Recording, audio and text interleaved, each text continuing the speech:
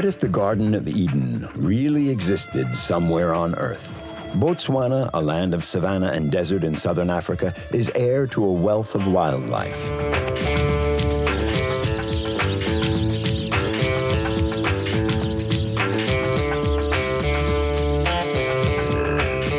From the desert sands to the oasis of a lush delta, the Okavango is the river that never reaches the ocean. It vanishes into the sands of the Kalahari.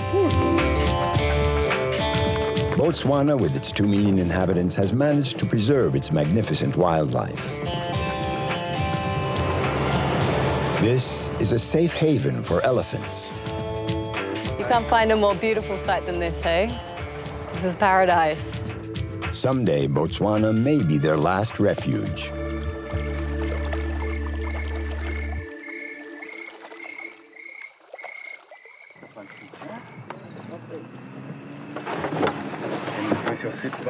Tempe Adams, a young Australian biologist, has been studying African elephants, and for the last 4 years has been living an adventure here in Botswana.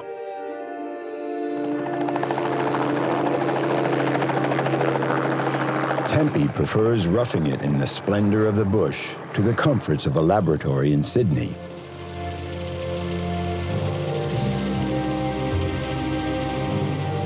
Mogomotsi is flying with Tempe over the Chobe River, where thousands of elephants gather every year. Mother and calf with a juvenile, I think. Wow, nice. The helicopter allows them to spot the herds that are beginning to move into the northern part of the country. I first came to Botswana when I was 15 years old. It was a trip with my mum. My mum's always wanted to come here, and it was really exciting, and I completely fell in love. It was amazing. So that was over 10 years ago now, and I just kept thinking of ways that I could end up coming back and doing more work, or actually living, creating a life here and working and living here. From that first trip that we had the most incredible experience with some elephants down in an area called Savuti, and my elephant story started in Botswana. So it just, in a way, just felt completely right for me to come back after that experience. It was a way I wanted to learn more about them, and I was fascinated, completely hooked from that experience. Botswana is home to the largest elephant population in the world, 130,000, more than a quarter of all of Africa's elephants.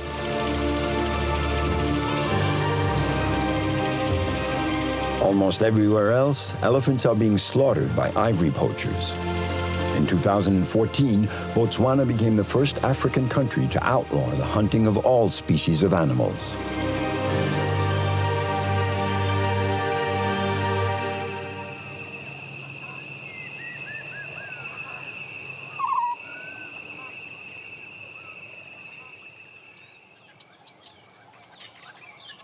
Tempe is completing her doctoral thesis in zoology and at the same time working for an NGO, Elephants Without Borders.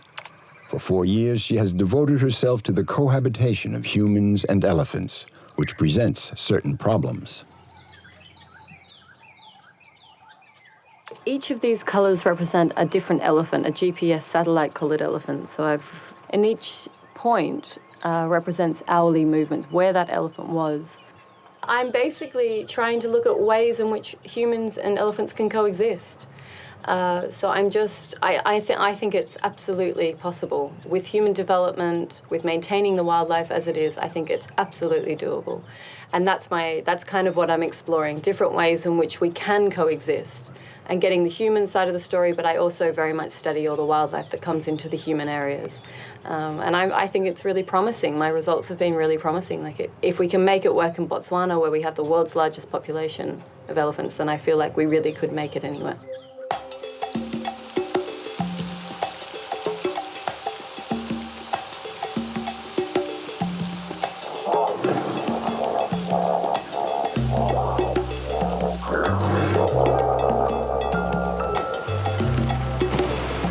Thanks to her bird's-eye view from the helicopter, Tempe has localized several families of elephants in the Chobe National Park. Now she's tracking them down on the ground. Her first contact is with a solitary male on the riverbank. The elephant doesn't seem too happy about the encounter. So this is a teenage male. Hello. He's giving us a nice little warning.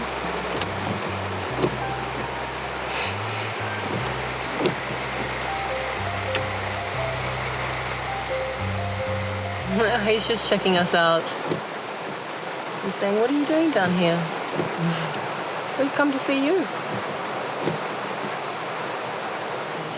Simple intimidation.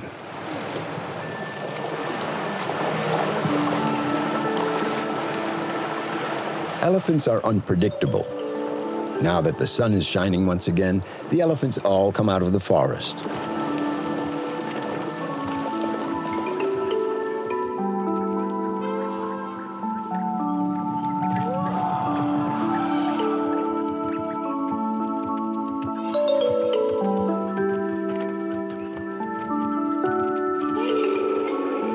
Tempe spends days on end observing their behavior.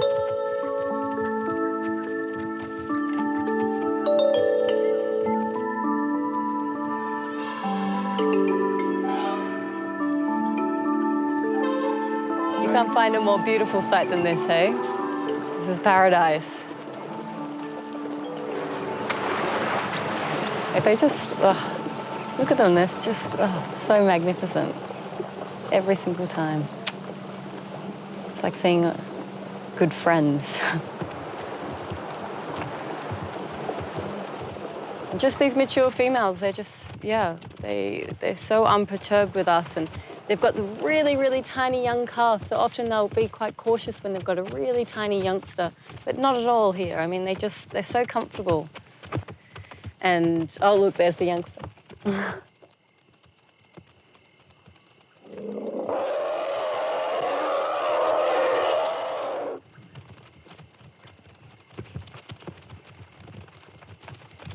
In The Roots of Heaven, the French novelist Romain Gary writes that elephants are the most beautiful and noble manifestation of life.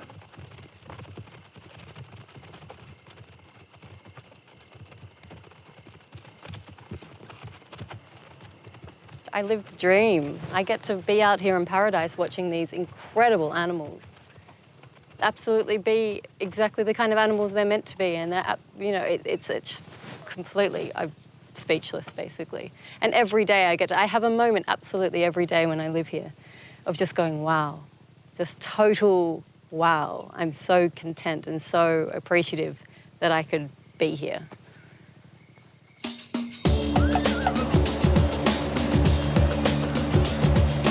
The region where the Chobe River flows into the Zambezi borders 4 countries: Namibia, Zimbabwe, Zambia, and Botswana.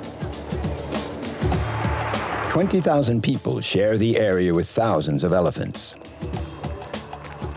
See how the fences are destroyed there? They come across the road, climb into the fences there, then walk or see there's no fence this side. Then they eat the fruits, the trees, so the elephants. Tempe's friends nicknamed her Miss Elephant. Today, Stephen, a former safari guide turned filmmaker, is strolling the streets of Kazane with her. He's preparing a film on the coexistence between humans and wild animals. No. Hi. Hello. How are you? Well, how are you? I'm good. Oh, my goodness me, you have beautiful grass here. Thank you. Do you have a problem with the elephants here? Oh, yes. Yeah? And it's a problem. It's a problem, yeah. So how often do you think they come in? Sometimes they come every day, sometimes twice in a week. It depends. It depends on the time of year, if it's dry season or wet season. Yeah. Wow. Are you scared when they come in? Yes, oh, my friend, yes, I'm scared because that thing is big. Oh. And how do you make it go away? I just run in the house, then I start clapping my hands, and then they run away. Do they run away when you come? Yes. They do. This coexistence can be problematic, but Tempe would like to convince all the inhabitants that it is possible to live in harmony with the elephants. Here in Kazane, corridors crossing the inhabited zones have already been cleared to allow the animals access to their watering holes.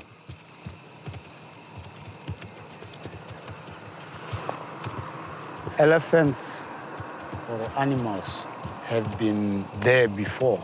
We're taking much of their territory by building more airports, more farms. We leave them with less space for food because we take up their trees, grass, and so they get confined in a small area whereby there's congestion and competition for food.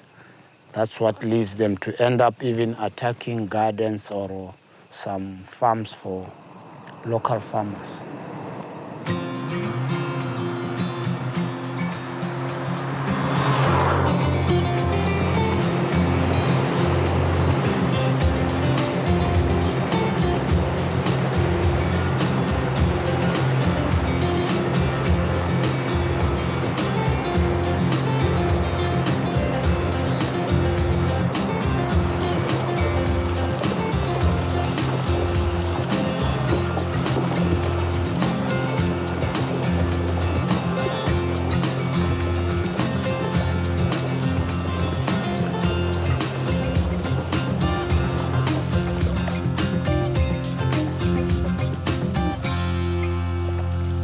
What I found in my work is elephants are adapting to different human practices and human behaviour, which is phenomenal. I mean, elephants know where's safe, they know where's not safe, they know when there's lots of human activity going on, they know when there's poaching, they know when there's civil war going on.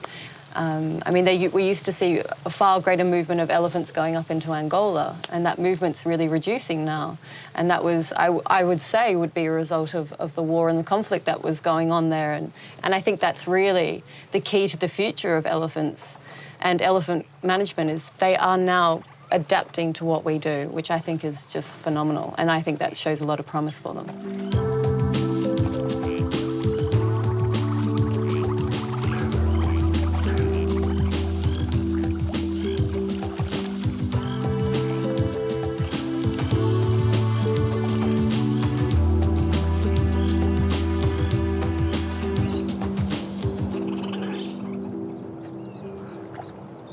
The Okavango Delta in the northwest corner of Botswana is a priceless jewel of Africa.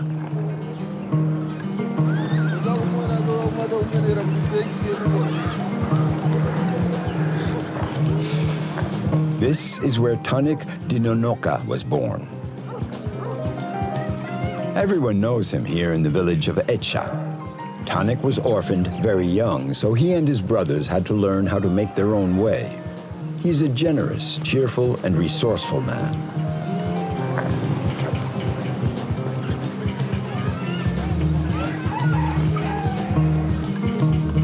My name's Katanga Tanik Dinonoka. I'm born in Eta 13 village. I'm just working as a fisherman or a farmer in Eta.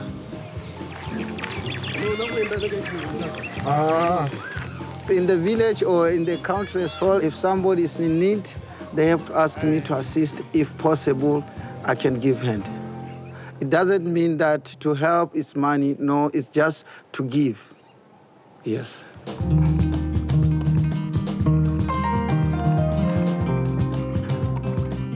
Tanik is a skilled jack of all trades and is always willing to lend a helping hand. Right now, it's Andrek, the village elder, who is in need of help.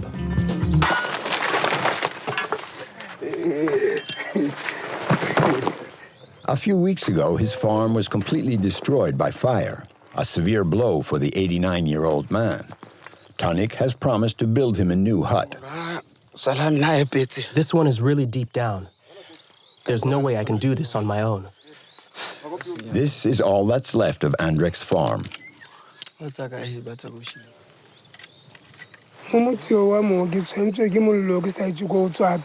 My house burned down. I don't know how it started. I was sleeping. It was 3 o'clock in the morning. I was so shaken I went to ask the government people for help. But I didn't get anything. Just a few weeks ago, this looked like a normal little bush village. Then the flames did their sinister work. Tonic is trying to salvage what he can.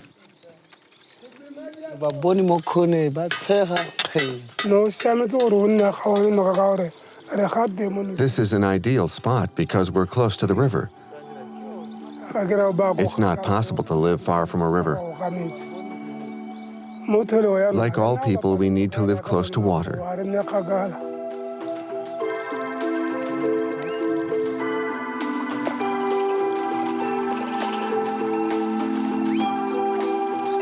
Tonic will get to work in a few days once he has assembled the necessary building materials.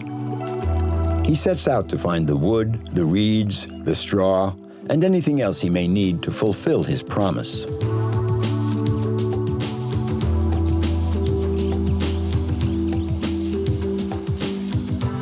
Tonic and Andrek live in the heart of a region that is one of a kind, the delta of the Okavango, a river that seems to refute the elementary laws of geography. The waters of the Okavango never reach the sea, for the river vanishes into the sands of the Kalahari Desert. Despite that, it remains the lifeblood of the men and women of the region.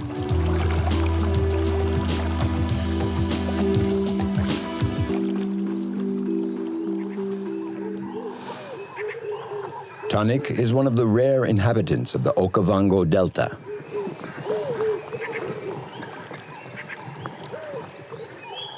The Okavango is also a haven for hippos and Nile crocodiles, two of Africa's most dangerous animals.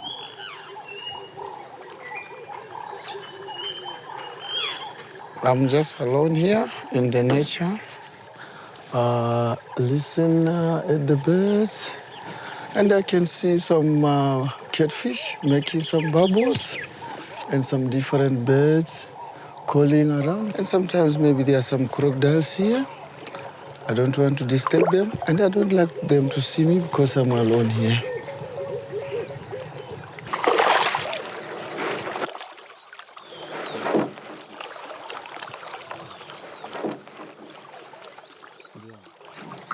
Today I'm very lucky because I can see ahead 3 fish and 1 bubble fish, which means I had a lot. There was nothing which like crocodiles and hippo which was disturb my net. You can see it is very free and it catch lots of fish, nothing was disturbing it.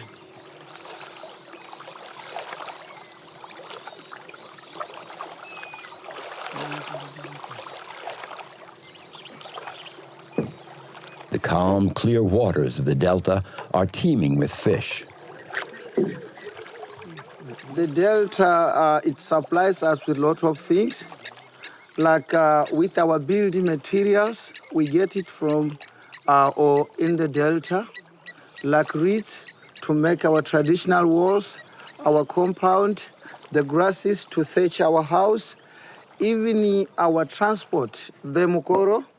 We use the water from the delta to drive from one area to the other to fetch all those materials which are needed in our place.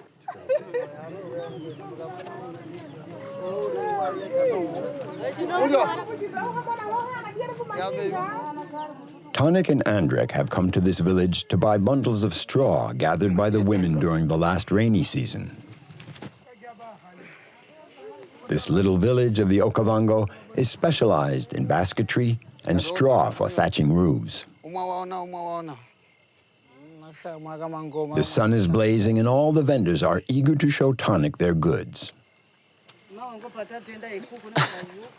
I'm looking for some grasses which I can use to thatch the old man's house. And while I'm looking at the grasses, some they are okay, some they are worn up or tattered up. You can even see the inner part of it, but it's okay. We can take some which are good and we leave those ones which are not good to be used to thatch the house. 31. How many did you give? 14. And you? 10. And 7 here. That makes how many in all? Tonic needs about 30 bundles of straw to thatch the roof. That'll bring in a tidy sum for the village. 925, 75.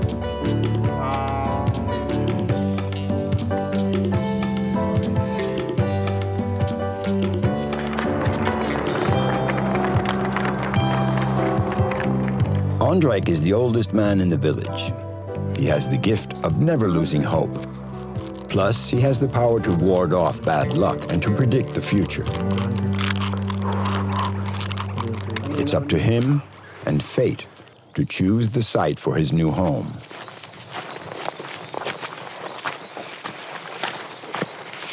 And here's the outline of Andrijk's new hut, a few hundred meters from his old farm.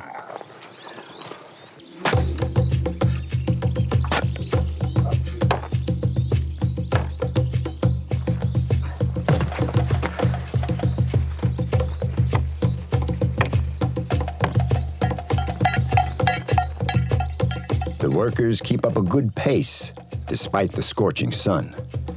Tonic throws himself into his work. Andrijk has left the evil spirits behind.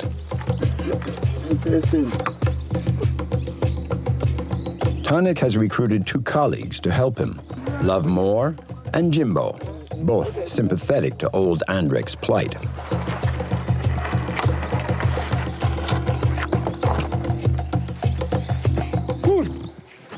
It's the evening of the 3rd day. They've laid the foundation and erected the framework. Yeah, I'm very proud of what I did. So this is one of the very best house that I normally build, but it's the best when I'm looking at the pillars. They are very, very well prepared. Even looking at the structure is very nice. This evening, the silence of the dusk is pierced by the beating of drums and the singing of women. It's the beginning of winter in Botswana. This celebration marks the end of the rainy season.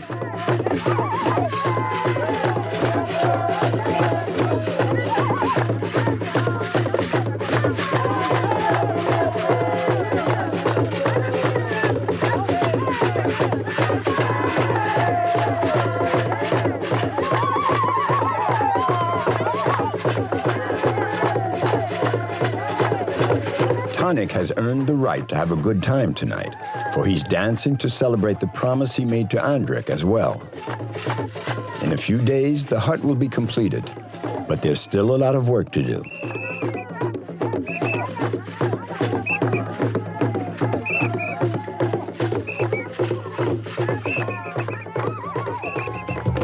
The building crew is busy roofing the hut. Once again, Tonic has proved that he is a man of his word. And in a few days, Andrijk will have a new hut, the first of his future farm. Mr. Andrijk will remember me in the future as his son who helped her to make the first house in a new place. So that people who are going around here, they can see it in their face and see how nice the house is. Then they will be happy. Maybe sometime they will hire me to come and do the traditional house for them. Here in the heart of the Delta, this kind of solidarity is widespread. In this corner of Africa where man's wealth is not measured by his possessions, a great friendship has just been sealed between an orphan and an old man of the Okavango.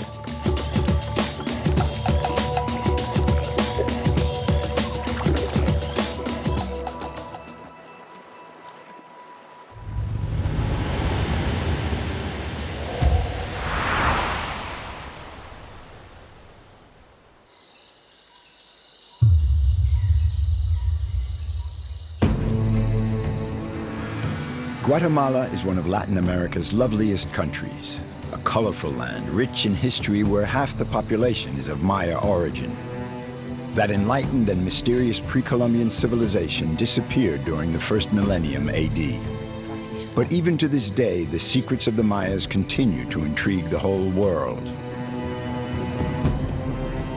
The Laguna del Tigre is a last frontier, the realm of monkeys, crocodiles, and snakes. With its rich diversity of climate and landscapes, Guatemala is also known as the land of eternal spring. Beyond the volcanoes in the heart of the tropical forests, or on one of the world's most stunning lakes, Guatemala everywhere offers the promise of encounters and a journey that opens the doors to a fascinating world.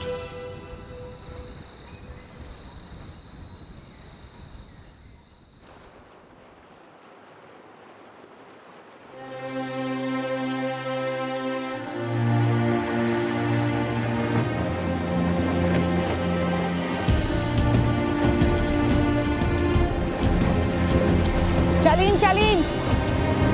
Eso. Ah.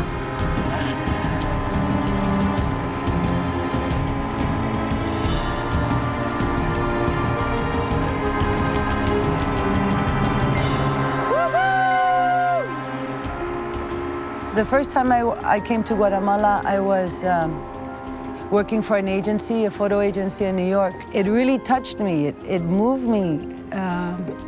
So 1 month later, I took time and I came back by myself. This changed me deeply, my perspective on everything. What am I doing? Just rush, push, shoot, pay, go, up, down. I'm missing everything in life. I said, I'm moving to Guatemala. And everyone said, you're crazy. And I thought, yeah, probably. But I like being crazy. Lake Atitlan is one of Joanne Trimper Garucho's favorite spots. She's an American photographer who moved to Guatemala 12 years ago, and everyone calls her Gigi.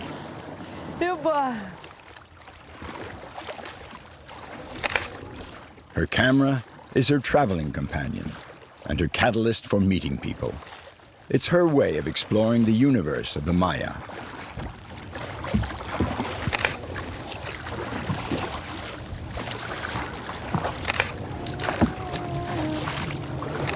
As a photographer, what I get here from the people is authentic.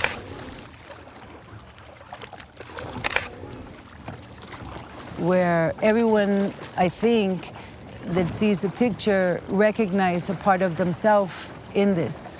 It's real. It's something that people are missing in the Western world. So if I can capture this little piece and remind people who they are, and that we're all one people, we're all the same. And it's not a watch or the Chinese shoes or the clothes or the expensive hair, and it's living, and they give me life. And I like to share that with whoever gets to see it. Hopefully some people get to see it.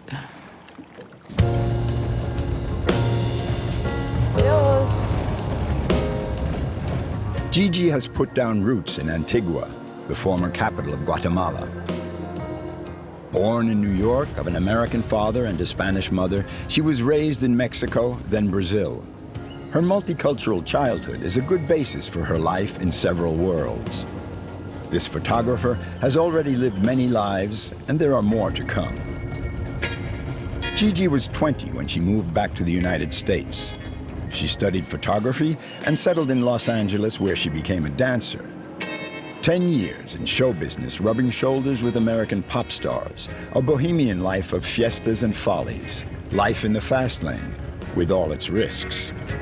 Then one fine day, she turned the page on LA, went back to New York and photography, until her momentous encounter with Guatemala.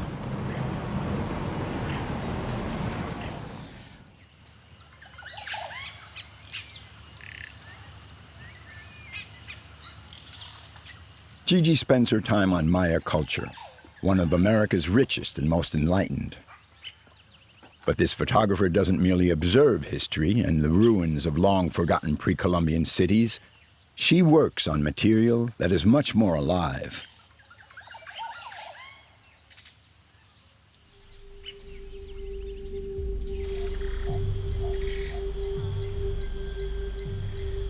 Gigi has been initiated as a priestess.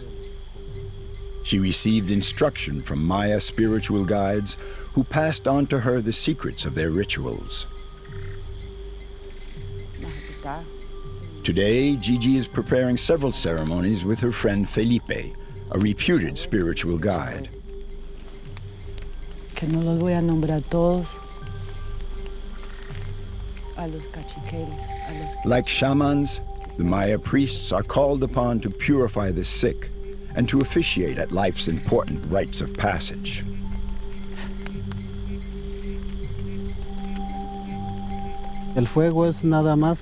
Fire is, quite simply, our connection with our ancestors. We don't consider those who've passed away as dead. We say that they're in another dimension, a parallel world. Our ancestors often send us messages and advice. In prehistoric times, all the humans would gather around the fire. They'd share their moments of joy and sadness, their projects, and everything that could be done collectively. This fire symbolizes and reflects the ancestral part that is within all of us, all civilizations. We Maya always keep the fire burning no matter what, because it's a vital part of our daily life.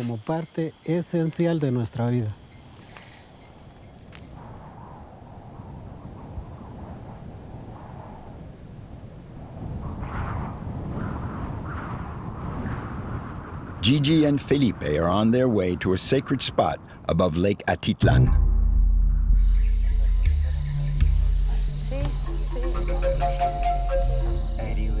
This cave in the mountainside has been the site of Maya ceremonies for centuries. In Guatemala, the Maya, the indigenous people, make up over half the population. 5% of them practice these rituals.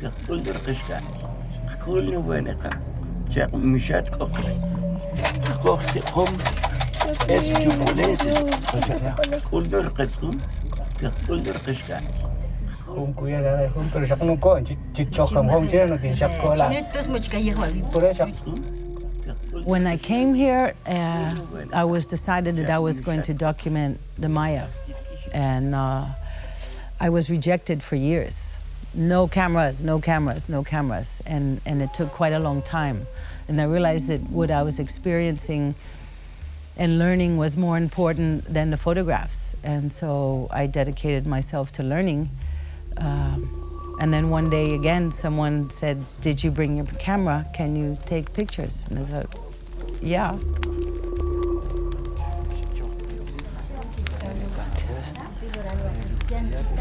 When I'm doing a ceremony, my focus is on the ceremony.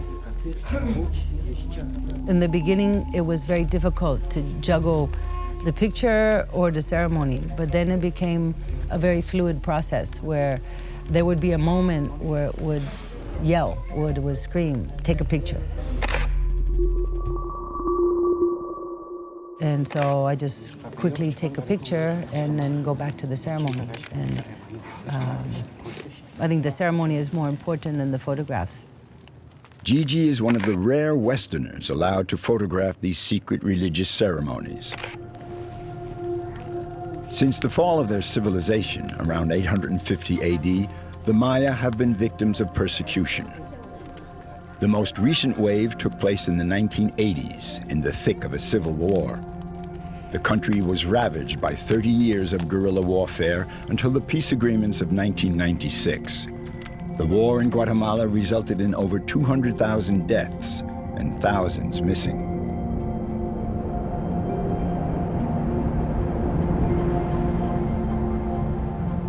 During those terrible years, ceremonies like these were prohibited, and the priests risked their lives. Before the peace accord, this type of practice was quite stigmatized. People would perform them at night here in this spot. They wouldn't make the huge fires that they do now. They would use only candles for their prayers. But ultimately, the practice of the Maya ceremonies has endured.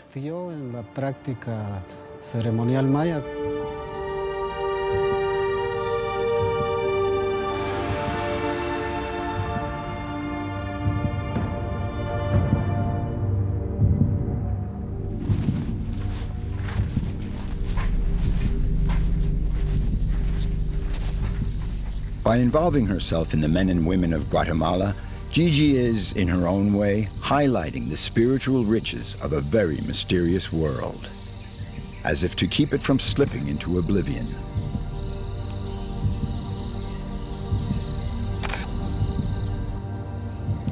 A day's drive through the primary forest, heading for the Mexican border, brings us to the Laguna del Tigre. It's the end of the earth, the refuge of much more fearsome creatures.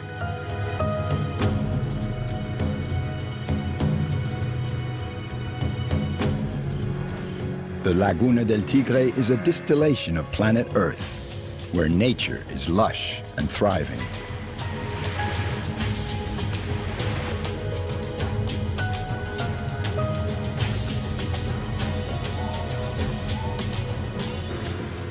Roland Griffin is an English biologist and herpetologist, a snake specialist. He has a particular fondness for crocodiles. It's a sense of peace that I get when I'm in a place like this. The things that really matter come to the front, and just to be surrounded by nature rather than being surrounded by buildings, by human constructs, is just, for me, it's the best thing on earth.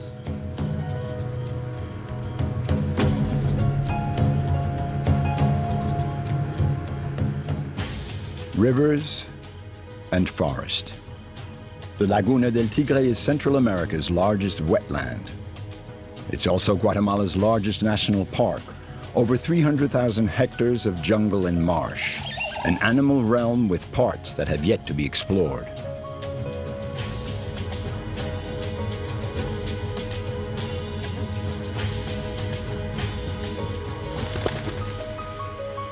Roland lives in this exceptional wilderness 6 months a year. His base camp is here on the banks of the San Pedro River.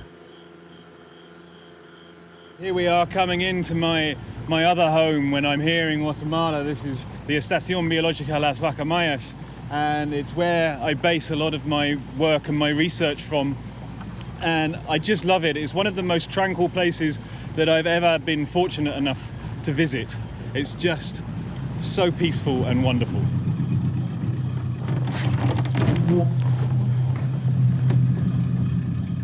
Some people might say there's something wrong with me for dedicating my life to two groups of animals that for most people are things that they would try to stay clear of.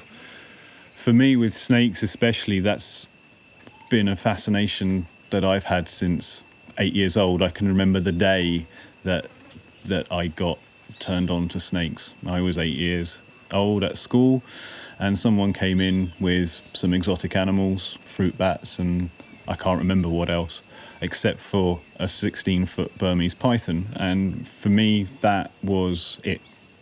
And it's always been there, something that is very deep inside me. And for me, there's nothing more exhilarating and satisfying than working with them.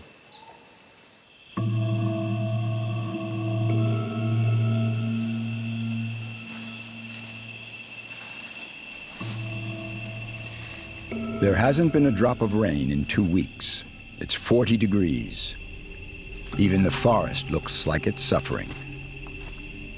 Nature is holding its breath. Nobody at home today. The snakes are hiding away, keeping cool underground, which doesn't make finding them any easier.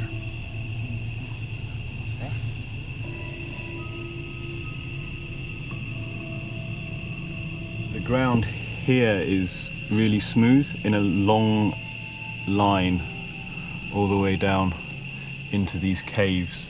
Is likely to be a track of a snake. That's what it looks like to me.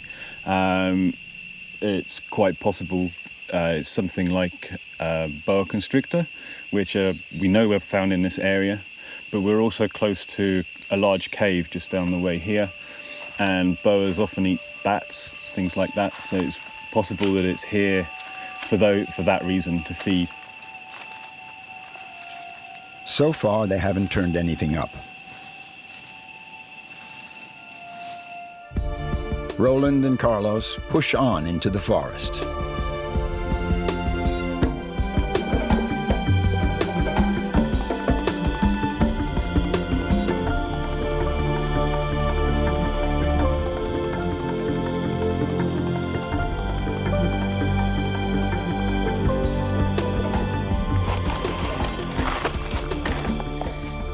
They're now a 3-hour hike from the biology station and heading for this high point, a mound, the vestiges of one of the Waka temples, a Maya city totally overgrown by the jungle. Nature is fragile, but it is strong. There is a power there that we have no control over. And this was a large city. There were many people living here during its heyday, and just to imagine these structures clean, painted red as all Mayan structures were, and for me to see that nature can come back is wonderful.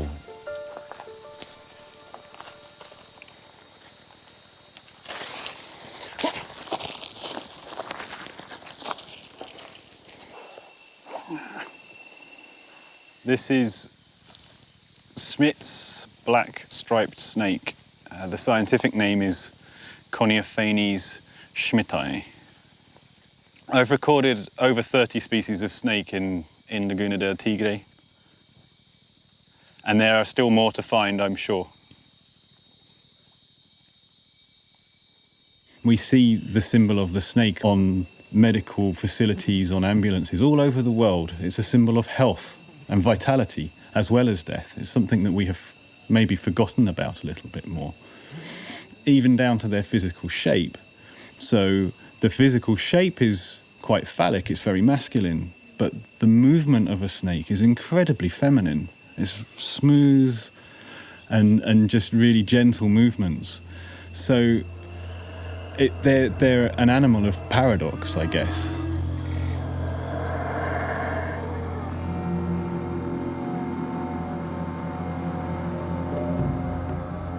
Roland's dreams are inhabited by snakes, but by other reptiles as well.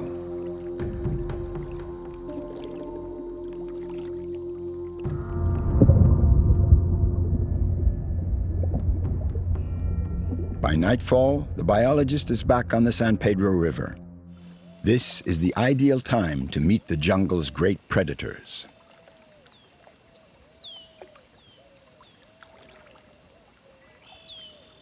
It's really amazing to be this close to a big adult male Morlett's crocodile.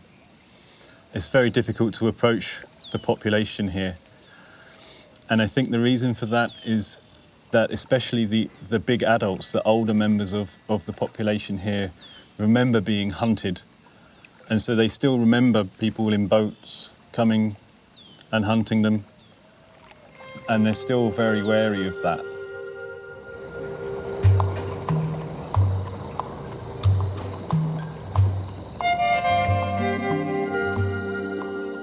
Morley's crocodiles, one of the planet's 23 crocodile species, are very rare animals. They live only in certain parts of Guatemala, Belize, and Mexico. Roland's work allows us to better know them and thus protect them. I have the camera on a stick so that when we get close enough to the crocodiles, we can get video footage of the head and neck region. And the shape of the scales and the pattern on the scales is unique to each individual And by getting that footage, we can then tell where the individuals are moving on the river, how big their territories are, keep track of them over years and see how that moves around, how that changes. Quite often populations can be quite dynamic. So by collecting this data year after year, we can really get an idea of what's happening with the ecology of this species.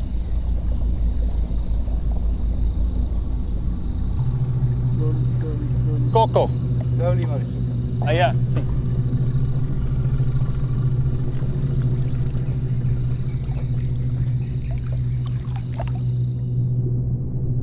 Morla's crocodiles are the monsters of the San Pedro River. They can grow up to 3.5 meters long.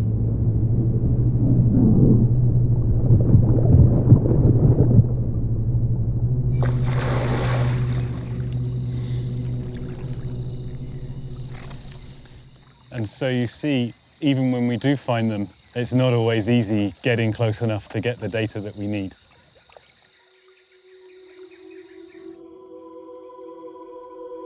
Roland carries out his census day and night.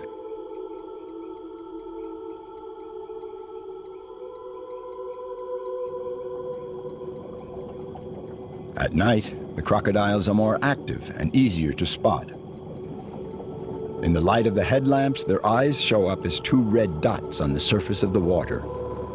This is what Roland and his crew are after.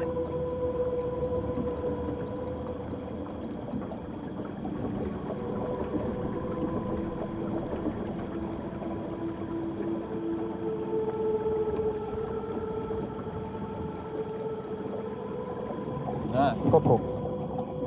Even though the crocodiles are the largest predators of the jungle, they are still very timid creatures.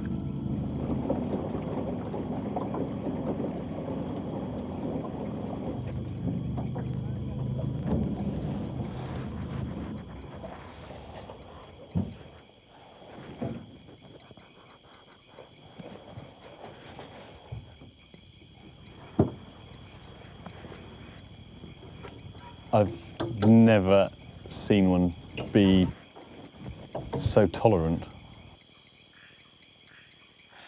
Oh, I'm very excited, yes. Yeah, this is quite an experience. And I still can't believe that she's still there on the bottom, just biding her time very peacefully, very calmly. It's magnificent. What a night. Adiós. Hasta luego.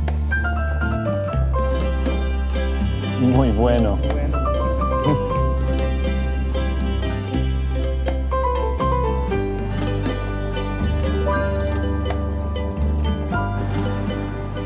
Roland, the English biologist, has decided to move to Guatemala for good. He's planning to open a center for sea turtles on the Pacific coast soon. But above all, he wants to continue to persuade people to look kindly on these 2 unappreciated animal species: snakes and crocodiles. They're animals that have been around since the time of the dinosaurs, and they're still here. And I think for anyone who is into reptiles or dinosaurs and prehistory, being able to spend time with animals from that distant past, that's really special. It's really incredible. And there's only a few species left. There's 23 species out of over 200 known species of crocodilians, and many of them are endangered and are in need of conservation work. And that, for me, is just wonderful to be a part of that and to contribute to that.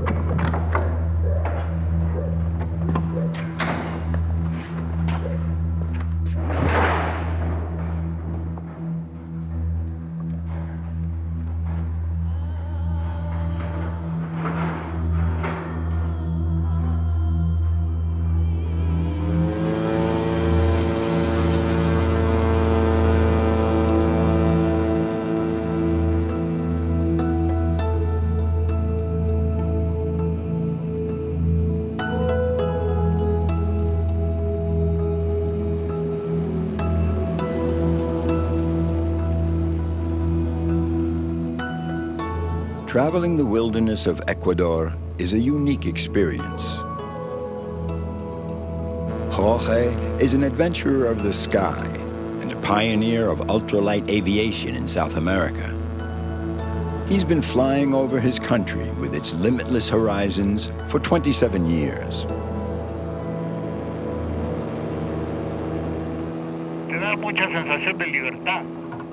It gives you such an intense feeling of freedom.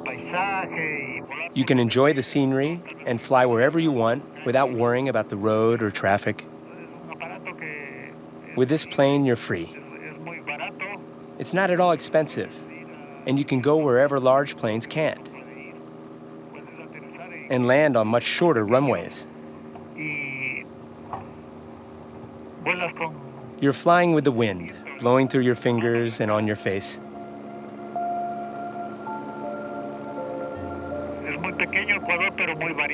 Ecuador is a small country with a lot of diversity.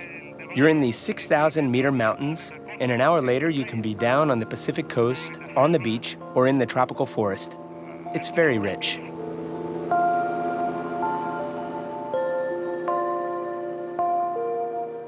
Jorge is a pilot, writer, and high mountain guide.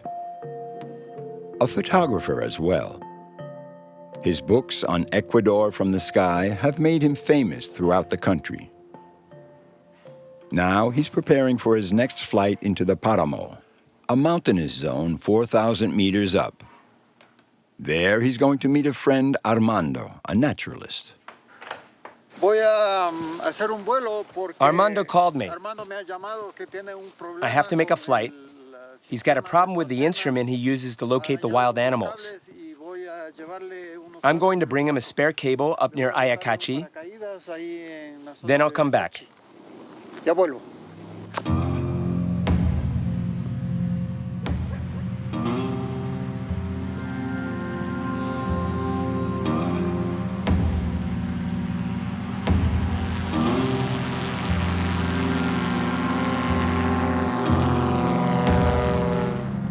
Jorge, the self-taught aviator, built his first ULM in his own hangar. He learned how to fly without an instructor.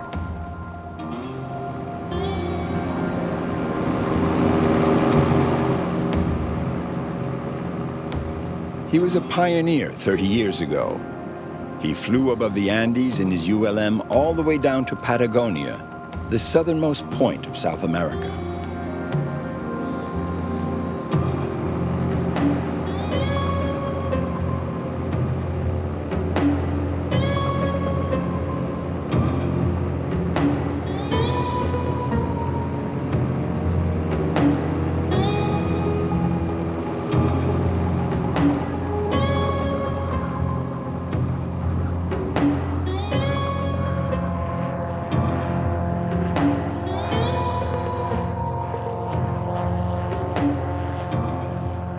Jorge is flying over the Paramo.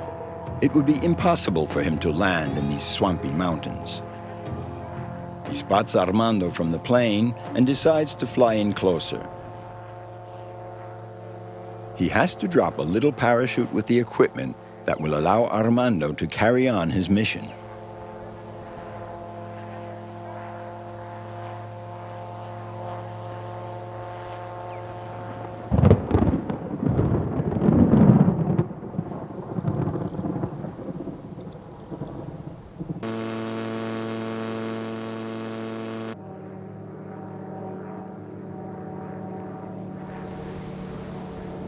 Armando and his team are trying to locate mountain tapirs, the emblematic mammal of the Paramo. Some of them have been equipped with radio transmitters. This timid animal is an endangered species, but Armando hopes that by studying its behavior, he will be able to do a better job of protecting them. Without the radio localization, we can't do anything. So many thanks to Jorge, who managed to fly up here despite the bad weather conditions. But he's really an ace. The cable is really very important. Now that we have it, we'll be able to localize the tapir and track him down. I hope we'll be able to observe him without disturbing him.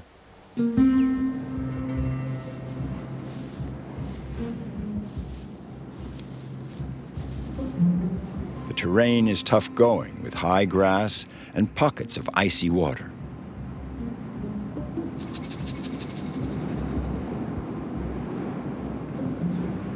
At last, they arrive at the mountain tapir's sanctuary. Está cerca. It's really close now. Está cerca.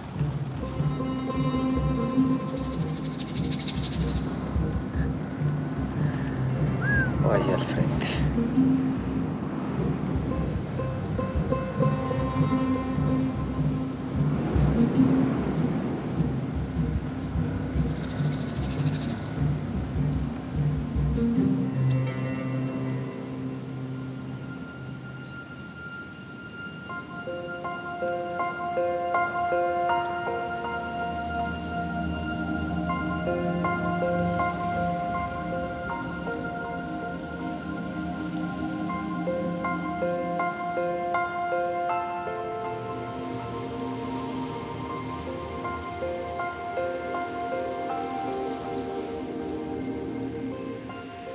Estudiar este animal es tan It's very important to study this animal because we know so little about it.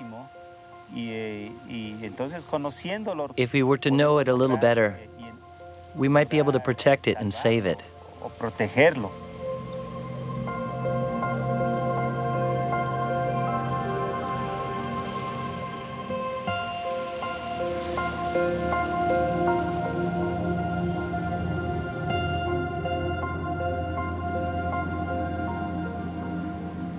The Paramo lies on the fringe of two worlds, between sky and earth. Armando, in his study of the last mountain tapirs, is merely passing through these age-old landscapes that will remain forever untamed. Jorge, on board his ULM, never tires of flying over these territories which he finds so fascinating. And even though he knows that he's merely skimming the surface of these vast virgin expanses, he is fulfilling his dreams of adventure.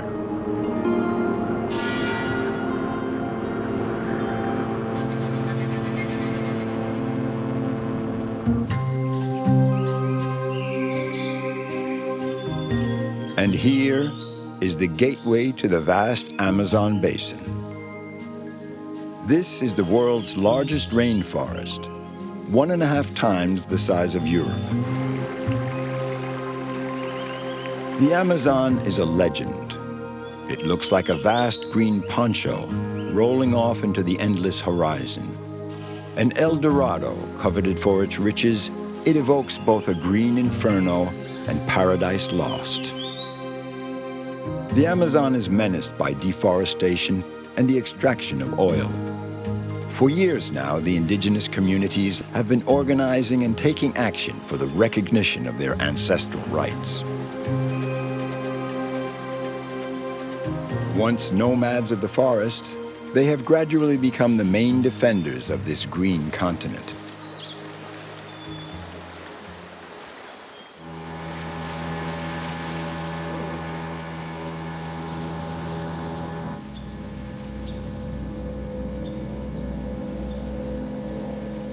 Teo is on his way home to his village after a long scientific expedition on the Rio Napo. Teo is one of the best guides of the Amazon, one of the few to dare travel these rivers that snake deep into the jungle.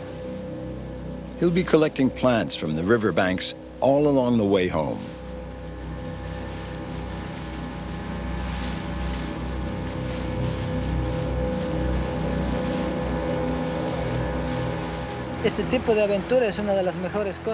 For me, there's nothing better than living an adventure like this.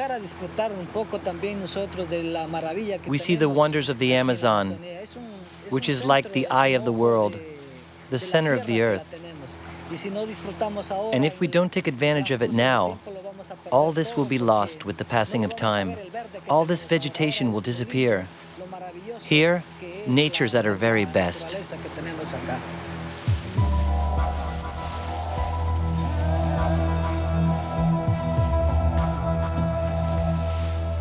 When Teo was 20, he had the opportunity to leave his country for England.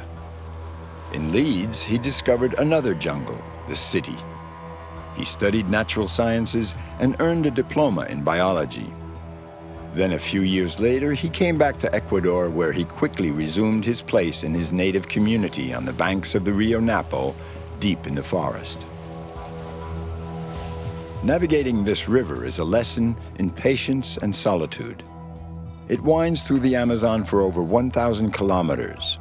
It takes its source in the west, in the glaciers of the Andes, and meets the Amazon River in Peru.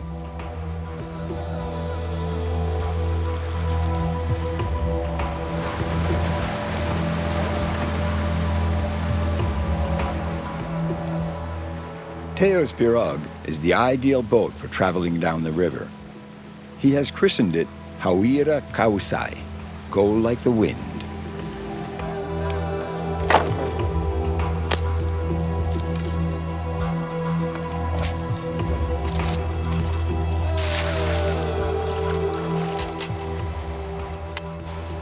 It's a long and dangerous trip down the river. There are many obstacles, and they're constantly shifting. Sandbanks and submerged tree trunks become mortal traps. Teo in the prow keeps his eyes glued to the surface of the river.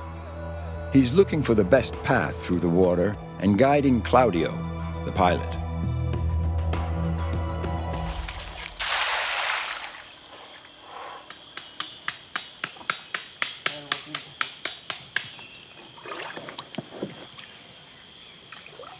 Termites are a delicacy for piranhas.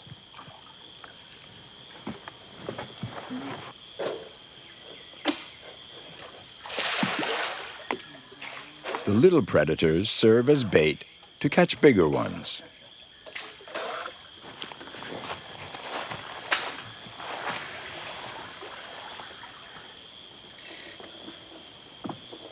Today's menu, Amazon piranha.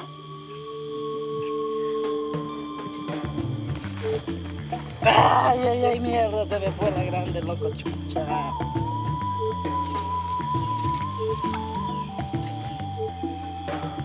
It's over 40 degrees, and the sweltering heat beats down like a hammer on the men and nature.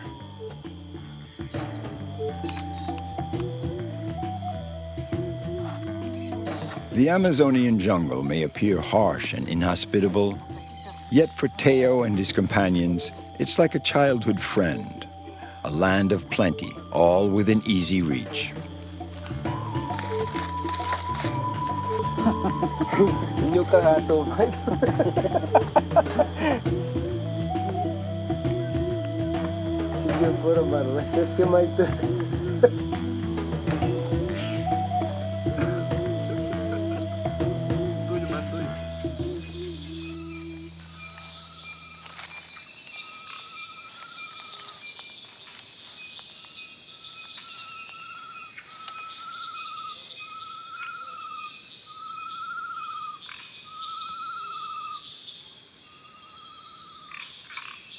There's no relief from the heat here, even after the sun goes down. With the darkness, a different world is unveiled.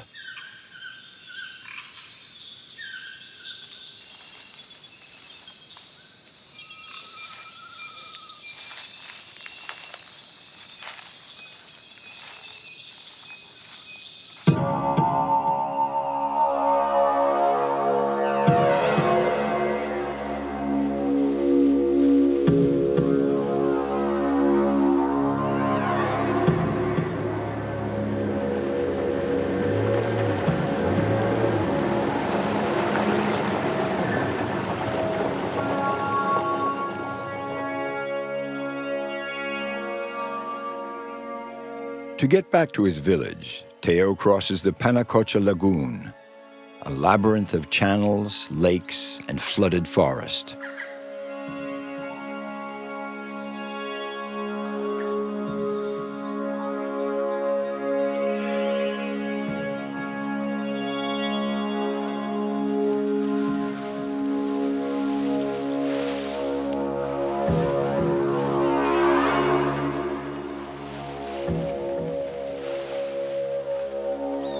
Water, light, and a world of exuberant greenery. Life is bursting out here in all its forms.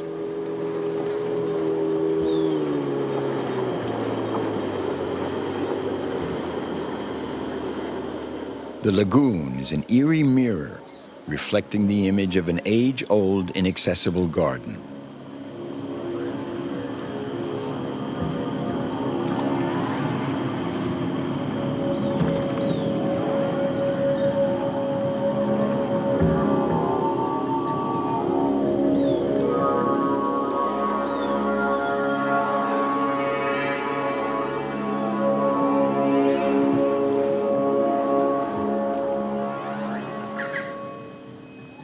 Primeramente, hay que llegar a tener la confianza para... To carry through this kind of adventure, it's really important, first off, that we all trust one another. You have to have a tightly knit group. We have to be able to anticipate what needs to be done and prepare very carefully for the expedition to be a success. Because it may look easy, but in the jungle, you have to make sacrifices and sweat for the group to keep functioning smoothly and to get what you're after.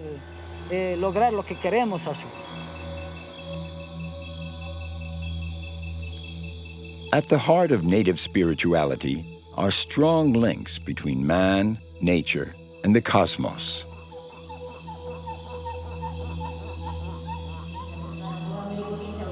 This culture is deeply ingrained in Teo. In the jungle, he feels the force of the spirits that dwell there. He recalls the legends that his mother passed on to him as she would drink guayusa, a brew of forest plants.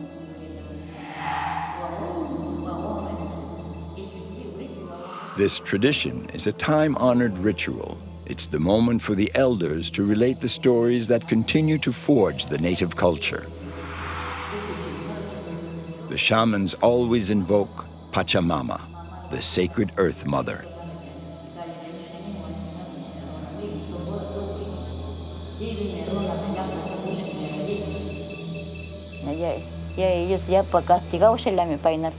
They say that the goddess Pachamama has the power to petrify the animals of the forest. This goddess will return when the earth can no longer bear what we've been inflicting on her. She will come back as a very old person with a long beard.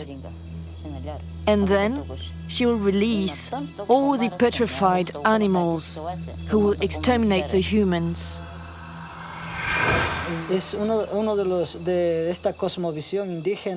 This indigenous spiritual vision allows one to understand how the world was before and how to live better in today's world as well.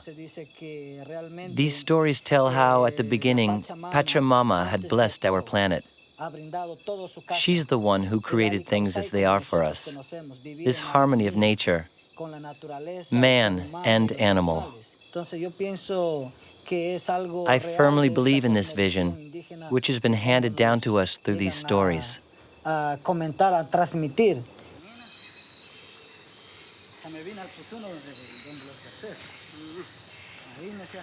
Teo's mother has asked him to collect certain specific plants. For a long time, the communities of the Amazon kept the secrets of medicinal plants to themselves. Even now, all the communities on the Rio Napo still use these natural remedies.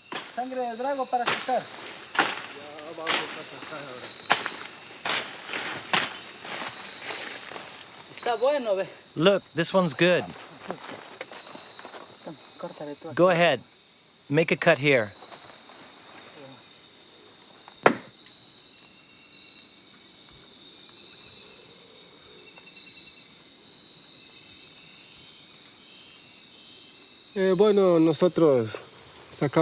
What we do is collect the sap of this tree.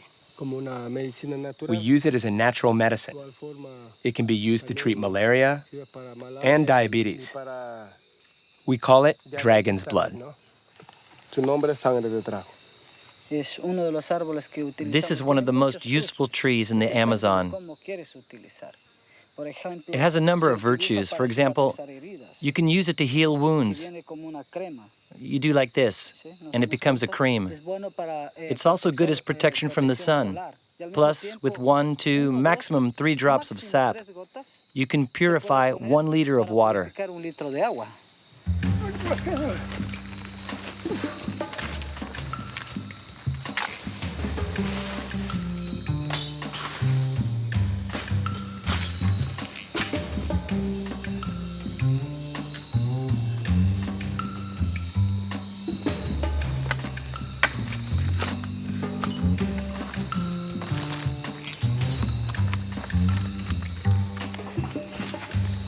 Aquí está uno. Vamos a sacar acá.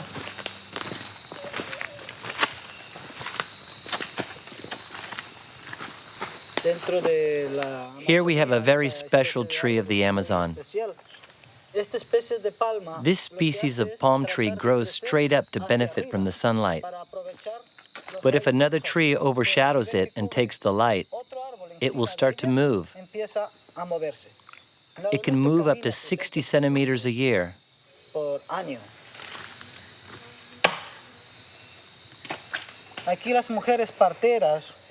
The pregnant women here use it during labor because it helps dilate the cervix and ease the birth.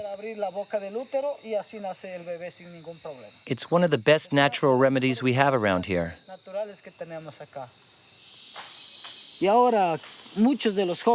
Nowadays, the younger generation doesn't care about medicinal plants. They want what's easy. They just go to the pharmacy.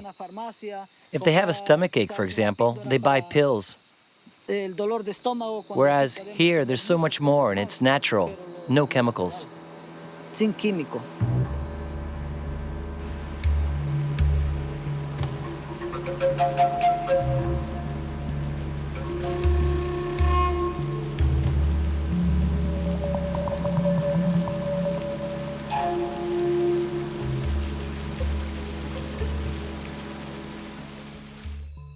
The modern world has been knocking at the Amazon's door for quite a while now.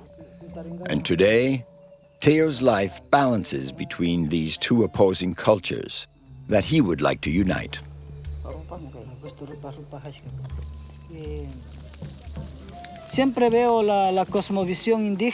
I see things from the indigenous point of view. I see a dim future for Pachamama, our Earth Mother. If man doesn't protect her, our planet will explode like a bomb. Look at all the wonders we have here, all this beauty.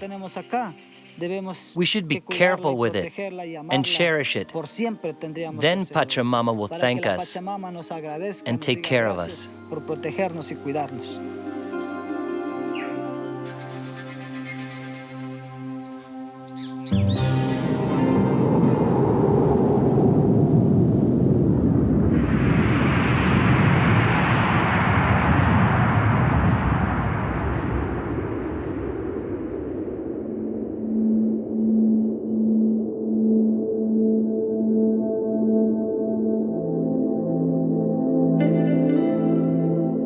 For a long time, Belize has been shrouded in mystery. Avoided by the conquistadors, it was not until the 17th century that pirates crossed the reefs and landed on these forbidding shores. A vast expanse of solitude, stubbornly resistant to human presence. Isolation is an intrinsic part of the country's identity. There are countless sanctuaries, reserves, and protected areas. In this realm, nature makes the rules. We're just a few kilometers offshore in the Port Honduras Marine Reserve. Declared a protected area in 2000, it offers a myriad of islets covered in mangroves. These plants form a rampart against erosion and are also a haven and breeding ground for a wide variety of animals. They call this spot the Nursery of the Caribbean.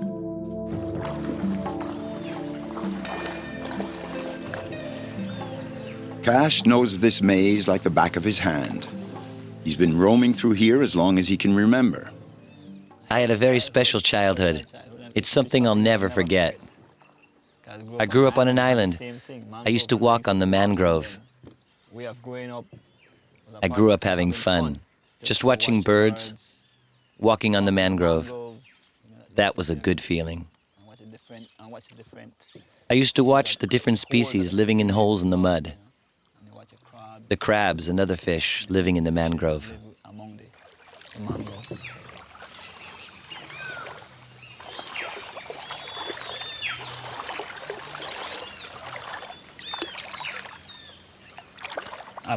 We're away from the city.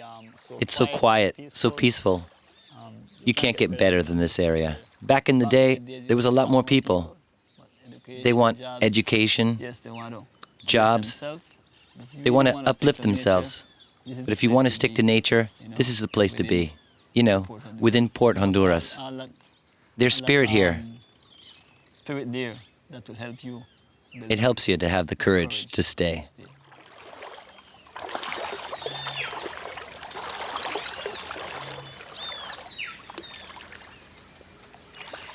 Cash is the youngest of 8 siblings.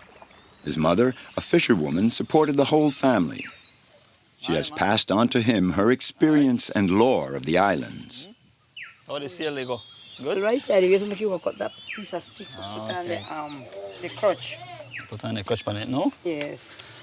You want to cut it? You want to stretch? Just go and hold over there and then just make it. When we were growing up, we had exciting moments. I used to always run away from my mom, and she'd think I was going out fishing or going out somewhere. Yeah, sometimes I got a whipping. It was freedom in some way. I think growing up like that did help us, actually. Keeping us away from all the negative things, from bad influences that we have around us. That's the good part of it. In my days, everything was free. Like today, everything was free. You go into the sea, you pick up a corn, you catch a fish, you catch a lobster, nobody to tell you nothing. No, you can't do it, no? But it's good in a one way because everything is done. So we have to protect the areas. This is my life. When I reach that island, peace, joy. Especially sea, the water, clear, no mud. Beautiful. I don't know, it's something very great. And I feel nice about it. And I'm proud to be a fisherwoman. Before laws were enacted to preserve these waters, Port Honduras had long been overexploited. In the 1970s, fishing with nets was widespread in the zone. It was urgent to take action in order to save this haven sheltering so many species. With this idea in mind, Cash became a ranger. He lives alone on this spit of land lapped by the waves. To the east, we have Honduras. To the north, we have Mexico. And if you go along the coastline and follow it, you will find Chetumal. It goes right up to the Mexican waters. The barrier reef joins with the Mexican barrier reef. So this is the Gulf of Honduras, all of this that you can see around here.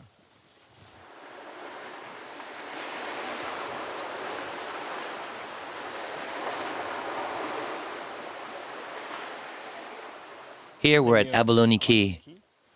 This is the ranger station within Port Honduras. Here we're in the tower, and from here we can do tower surveillance to monitor the area. I love the sea, and that's the reason why I'm a part of this right now, being a ranger. What you can do within the reserve, you can fish to eat and to sell. But you're not allowed to use certain methods within the reserve. The reason why I really love the job I'm doing is because I spent all my life here, and I also want to take care of what is ours.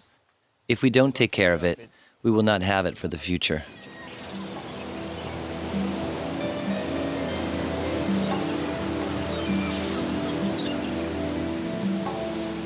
In his free time, Cash likes to trade his ranger's boat for a dory, the traditional craft of the Keys, as the islands are called in Belize.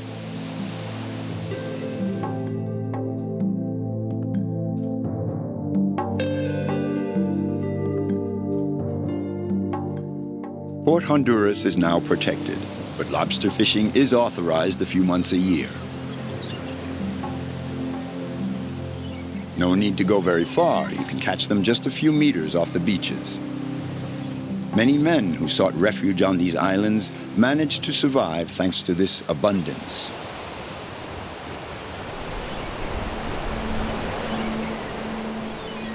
But today's modern world needs landmarks and sentinels. On Hunting Key, facing the barrier reef, Dandu ensures that the lighthouse is always functioning.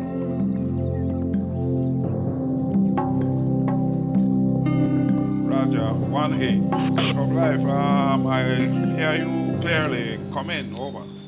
If we do have problem with the lighthouse, it will take about 2 or 3 days before I can get help. All navigations really needs the lighthouse. This is the end of the barrier reef, and boats came in from Guatemala, Honduras, and Belize through this channel that goes out to the Caribbean.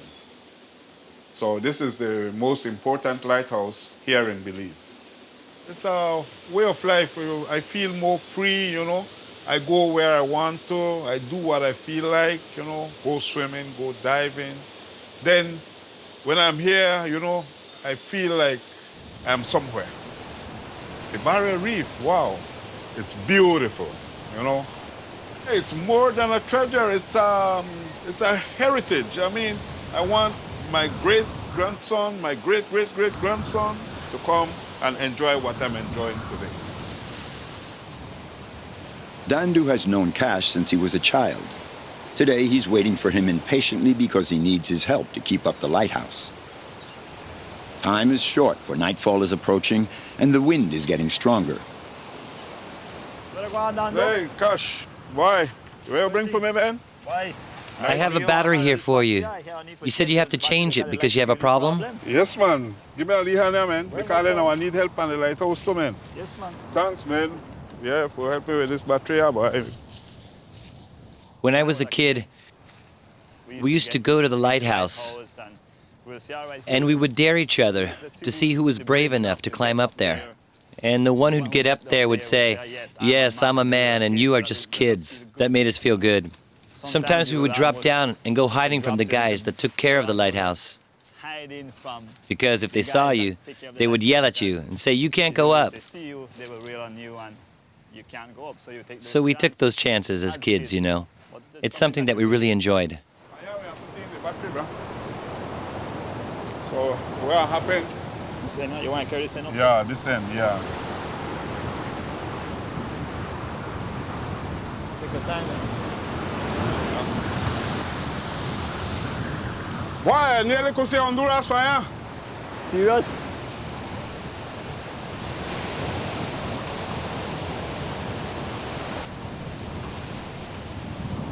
That's rain clouds between Honduras and the mountains. When I go and meet other people from the reserve, it's like a home and a small place for everyone. We help one another in everything. You need something, you get it from me. I need something, I get it from you. That's the way it works all through the islands. So we look out for one another.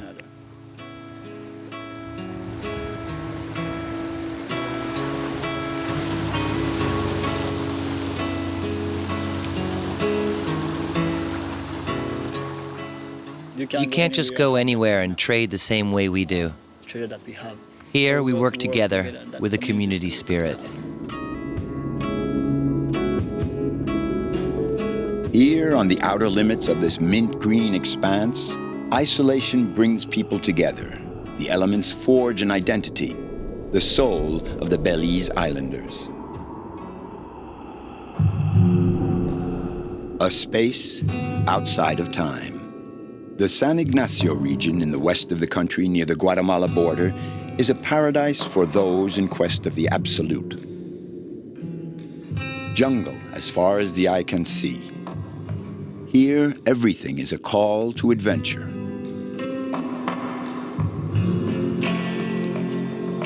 You see your teeth?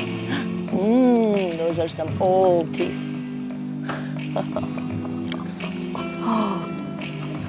Tapirs are a mixture of horse and rhinoceros. It's a very old animal, and it's actually the only one in its group. There's 4 different tapir species worldwide, but this is the Central American species, and it's also the national animal of Belize.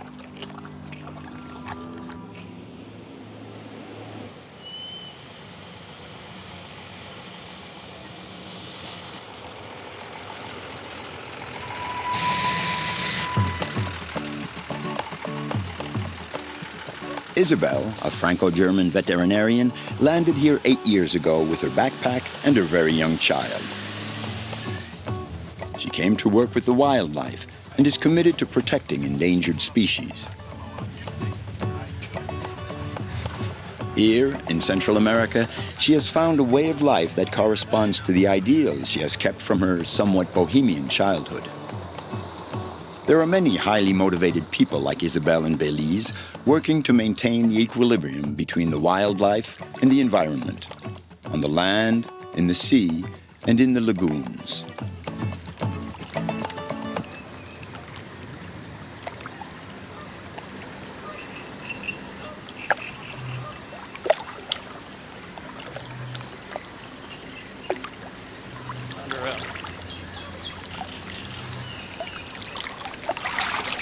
Barely got him. Now we got to get this. Hold on. That's what I would like to know. Chris, Sherry, and Vince take care of American saltwater crocodiles. Hold on, it's not on him. The most common species in Belize. These reptiles are usually left to live in peace here, but in some regions where human activity is more intense, the cohabitation can be quite problematic. All right, go ahead and go.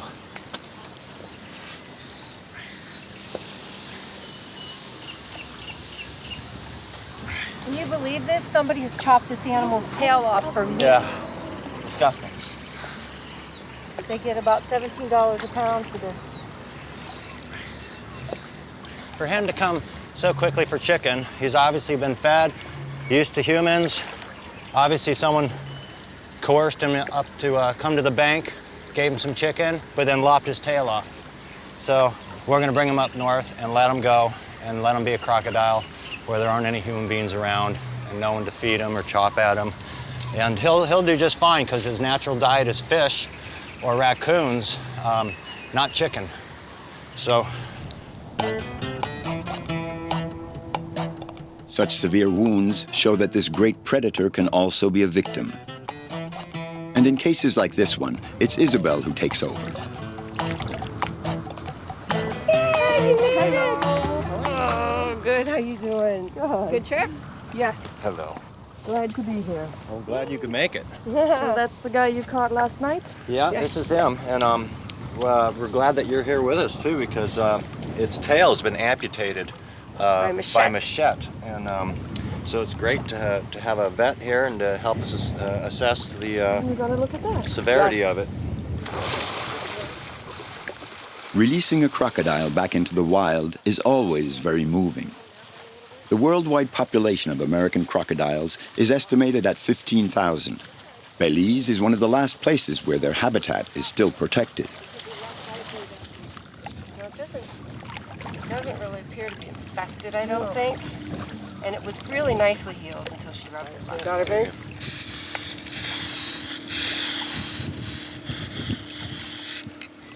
Well, this is an exciting moment. We're about to release this girl back into her natural environment without human disturbance, so it's quite exciting.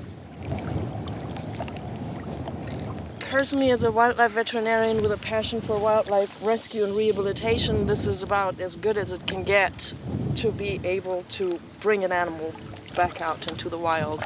I get to do it all the time, so let you and Vince do this. Ready to go. 1, 2, 3.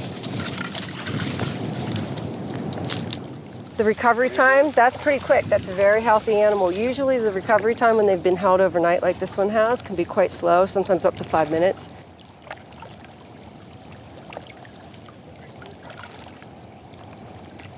The profession is often very rough and very difficult, but for example, the moment of getting to release an animal that we've been able to heal back into the wild, or an animal that we have bred and rehabilitated to go back out, that is truly the biggest reward and makes me feel like we achieve some sort of harmony.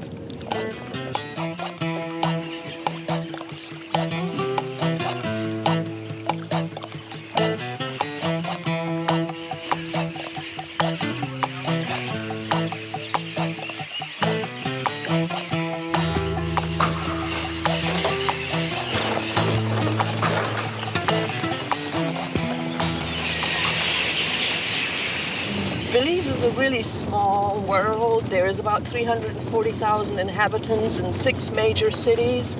Our capital is Belmopan, with the last count was 6,000 people living there, which made it the smallest capital in the world. And it really adds to the lifestyle in Belize. It makes that everybody knows everybody, and it's all like a small village, the whole country is. I can really not see myself live in a city, in a concrete jungle, at all. There's very, very few things on this planet that would take me away from here, and it would have to be closely related to conservation. Nature is my church. That's where I go to get new energy and recharge.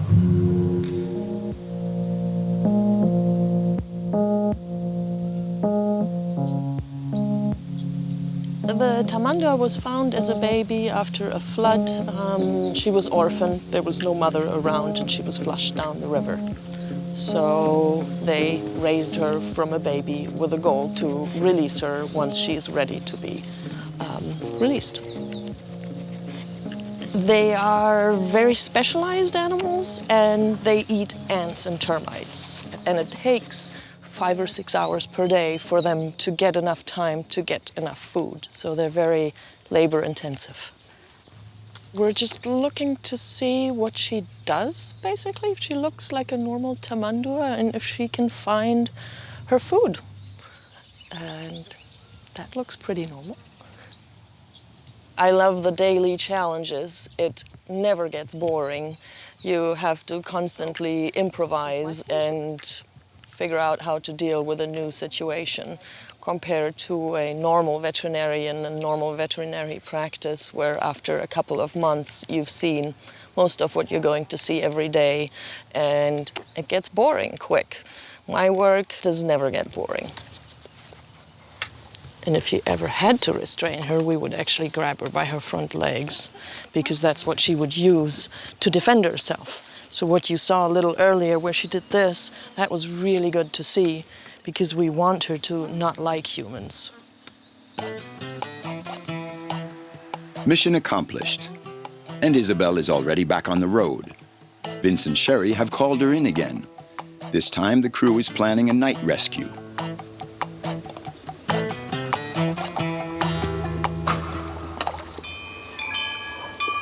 We're going to try and capture the 2 crocodiles that have been deemed problematic and or because of future development from this area down south. And once we capture both crocodiles, which we believe to be a mating pair, we're going to, by boat, bring them up north, and we'll probably come out here and go off onto these mangrove areas where there's no people, no development. We can't go that far anyways. That's all the further we're gonna be able to go. Sure. Well, the further up you go, the better off it's going to be. But you go too far, then you don't want to enter Mexico. How far is Mexico?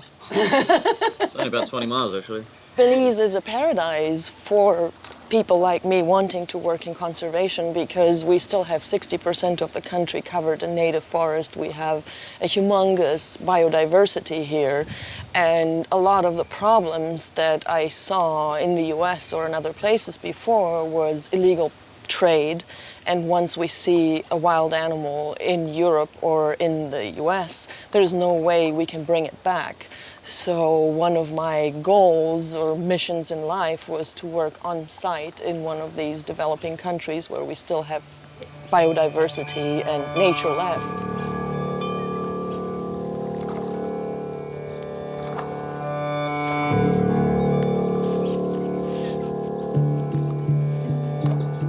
All the eye shines you see that are orange and this color, we know that is a crocodile staring at us right now. He can hear us, smell us, see us, sense us.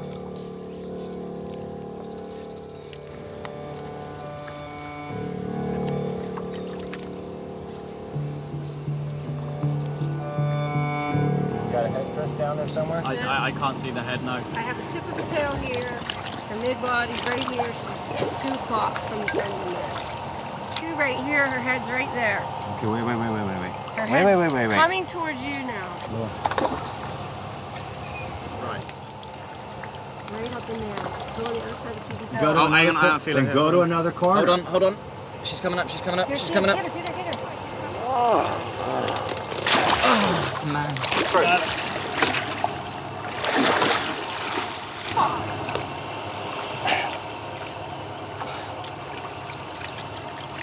Alright, let go of the rope. Let go of the rope.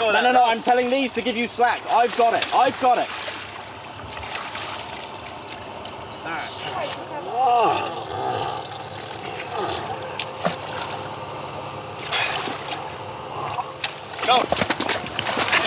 Alright. Too late. Got it. Good. Okay, hold on now. You can't taper yet. You gotta let her expel some of that water. That sucked. Good job. This is from a croc fight. Aww. That's a hell of a gash.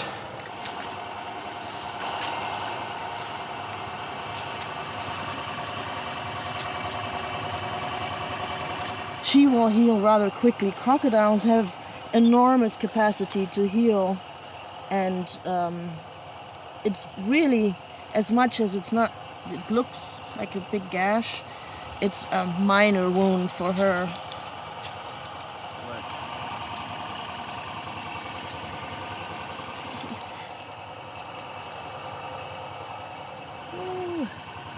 And adrenaline is working on me too.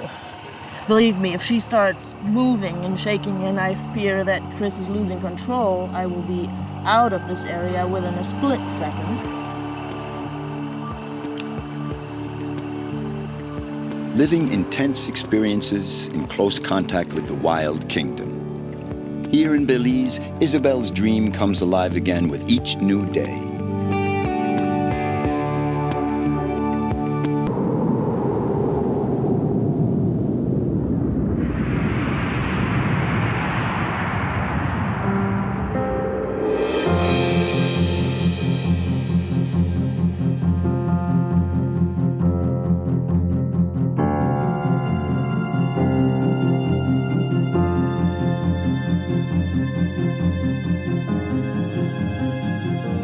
Brazil is the largest country of South America and the 5th largest of the planet.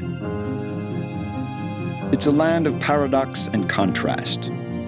Urban sprawls exist side by side with vast unspoiled regions, still a far cry from the modern world.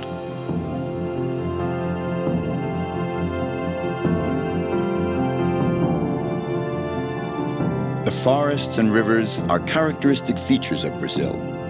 When the Europeans discovered this new world, the majestic rivers were their gateways into the vast inland territories.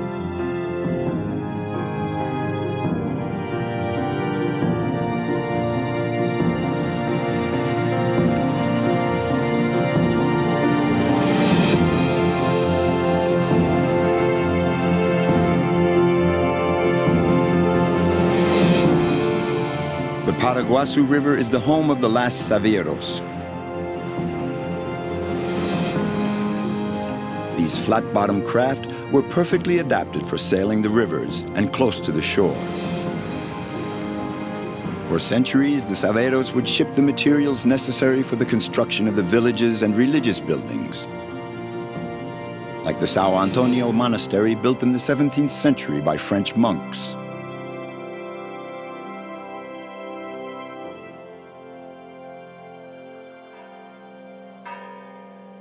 The Franciscans established this mission on the river to convert the native populations. Sao Antonio is the country's second oldest Catholic church. When the monastery was being built, the Paraguaçu River was Brazil's major commercial artery.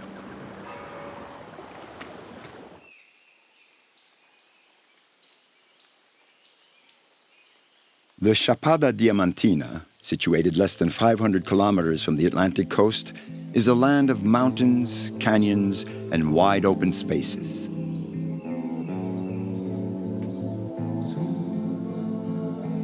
In the mid-19th century, the Chapada Diamantina was the scene of an incredible diamond rush.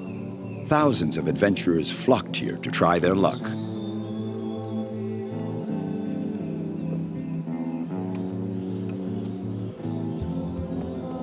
When I first came to the Chapada Diamantina, no one ever visited this place. There was no road up, no way to get here. And I said to myself, wow, I found it, this is the place. And it was just like love at first sight. In the late 1970s, Roy was 30 years old and living in the United States, dreaming of adventure. Then he discovered Brazil. I really didn't decide, it was decided for me. And the place just grabbed me. And I said, wow, yeah, I can handle that. I love it. So I just stayed. Just never even thought about leaving. It's just a great place. I found my spot in the world. I think everyone should look and try to find it. Some people are lucky. I was lucky. I found it.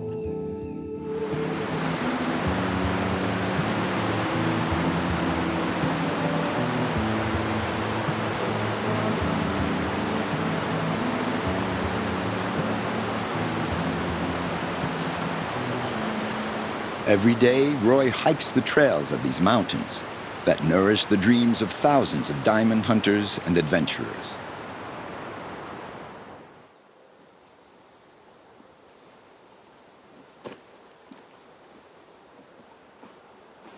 To repay this country for all it has given him, Roy has become an amateur historian.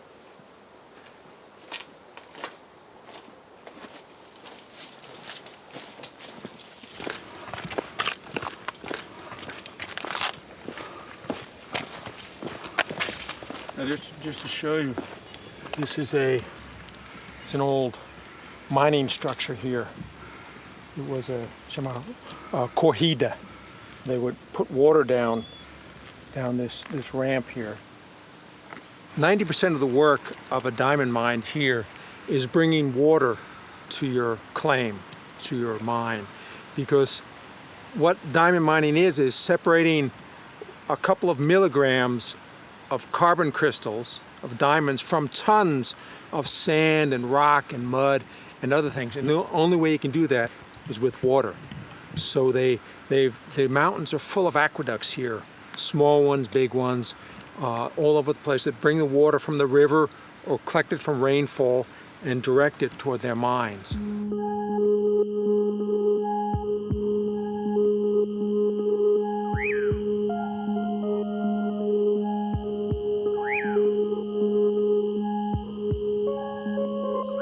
Roy is going to spend the night in the mountains, in an old diamond prospector's cabin. Roy fought intensely to protect the Chapada Diamantina. He campaigned for the region to be declared a natural reserve. Then in the 1980s, the Brazilian government decided to create a natural park. And since there has to be someone to manage it, Roy was quite naturally recruited for the job. Yeah, I said, well, it sounded like a really great thing, and it was interesting. But basically, they just gave me a .38 gun and a badge and a Jeep, and said, "Go get them, make a park." So I was director and the guard and the secretary and the driver. It was everything in one. It was only me. So out in the middle of 1,500 square kilometers of park. So I was a prophet in the wilderness. Roy has become a local personality. Thanks to his efforts, the Chapada Diamantina is once again a land of exploration, a paradise for hikers and people in search of wide open spaces. In the 1980s, you had to be slightly mad to settle in this old colonial town. Roy has founded a family here. He's become a Brazilian citizen, and he's committed to the protection of this land that has gradually become his own.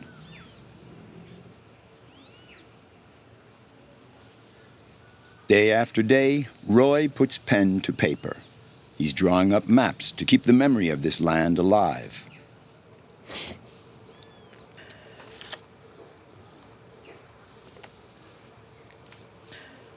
The idea is to put this down on paper before it's lost, to get their history remembered and permanent, whereas now it's very volatile. It's all in their heads, and like I say, this is the last generation of the old-time miners. So we either get this information down now, or it's lost forever.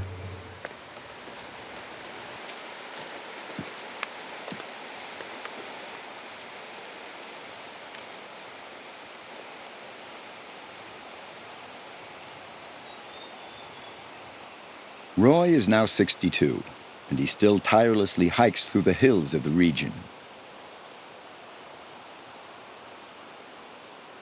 Today, Anicio, the oldest of the diamond hunters, is out walking with him.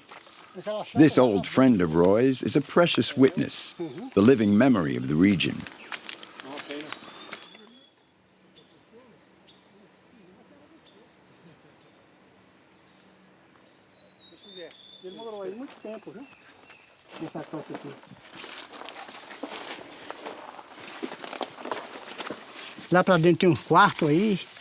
There's a chamber inside.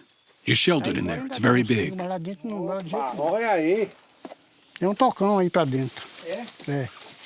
This is a toca, a cave. The diamond hunters used it as a makeshift shelter. They'd live here for weeks on end. Wow, it's really neat. Oh, I need a light, though. Wow. These galleries wear a man down. Prospecting for diamonds means working in the damp. When you get over 40, you're finished. The stones are cold, you know. And there are a lot of mosquitoes, so we always had to have a fire going.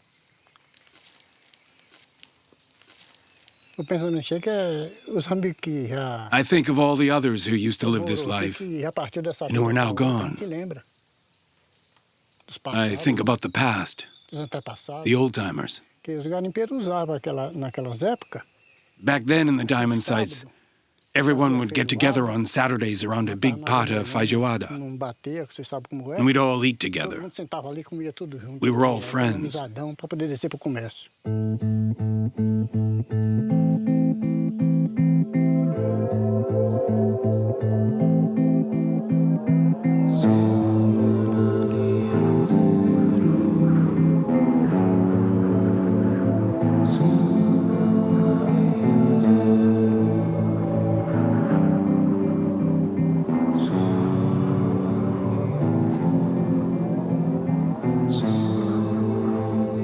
In a few years, the locals will remember this American who traveled from New York and happened onto this place.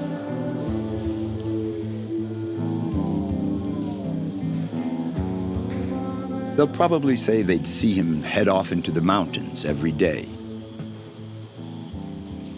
The ones that knew him will be able to tell how the life of this quiet American was a story of love at first sight between a man and nature.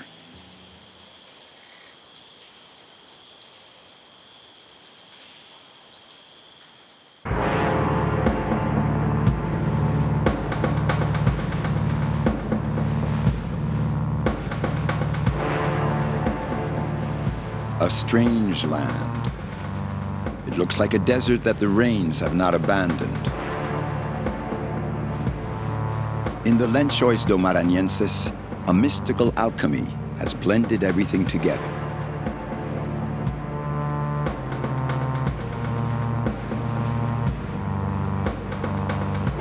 This is a scorched landscape made up of ocean, wind, sand, and the fresh water of the lagoons.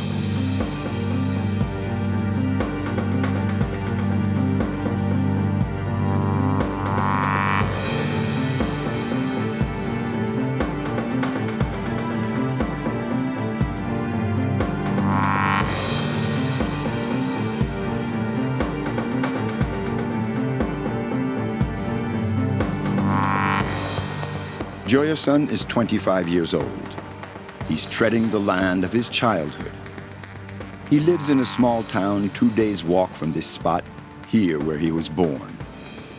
Whenever he can, he comes back to the Lençóis to visit his parents who live in this desert near the equator in Brazil's Nordeste region.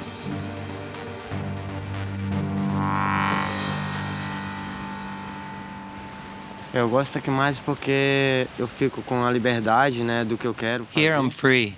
In town, you're not really free to do what you like. O que a gente quer fazer porque everyone has their own little space. Então, quando eu chego aqui, when I come here, para mim, almost all of it is mine. Então eu faço o que eu quero. It's like a dream come true. Sonho, e I'm at fico peace, muito à vontade. and that doesn't happen então, in town. A gente não fica muito à vontade.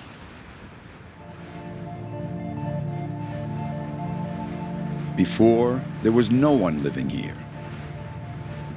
In the 1950s, Joyason's family, fleeing a severe drought in the Sertão, an arid inland region of Brazil, decided to settle in an oasis in the Lençóis. To survive, Joyason's ancestors came to a desert where fresh water can be found just beneath the surface of the sand.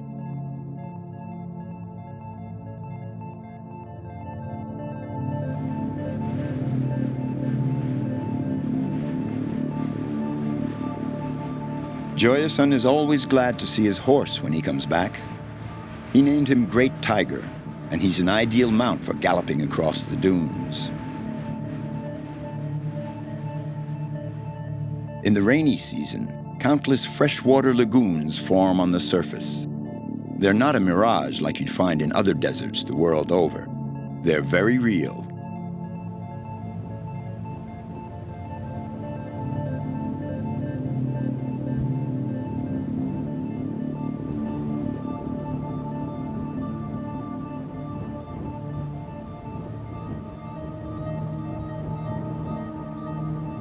Lençóis means linen in Portuguese, and indeed, this white expanse looks like a sheet dried by the sun and buffeted by the wind.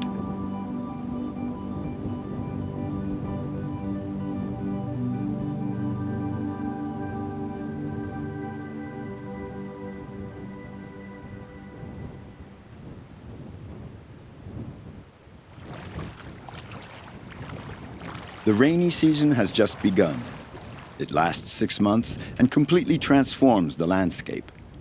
The scorching heat and the influence of the ocean, the Lençóis suffer the effects of the weather.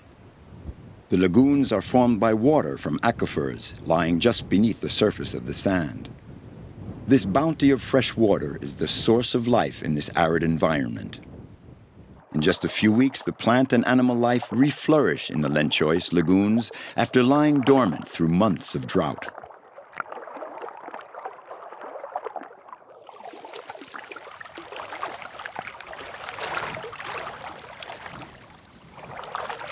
Olha, essa é uma pininga. It's a paninga. É difícil a gente encontrar. They're quite scarce. Ela vive numa lagoa. It lives in the lagoons, in the water for 6 months, and then it burrows down into the sand for 6 months. Então ela é muito privilegiada, ela está It's lucky to be able to live like that in the lagoons. I protect them from the predators.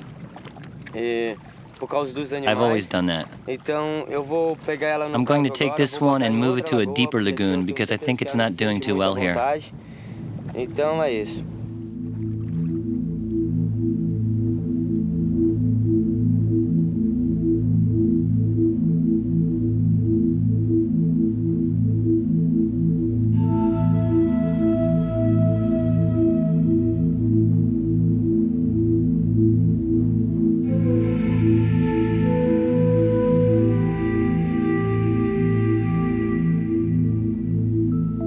How to grasp the dimensions of this bewitching land? In this vast desert, distances are measured in days.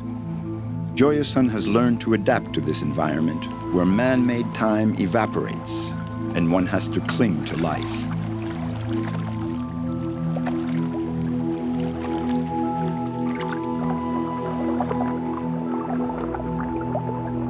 Eu nasci e me criei aqui na oásis chamada born Baixa here. Grande, né?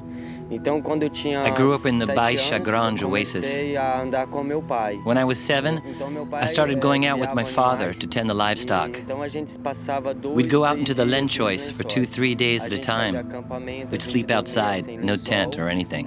As dunas, elas The dunes would be fazem our alguns walls, paredão, our e shelter. a gente dorme, faz And to uma sleep, cama, we'd dig out a começa a sort of cavar, bed in the faz tipo uma sand. cama e aí dorme.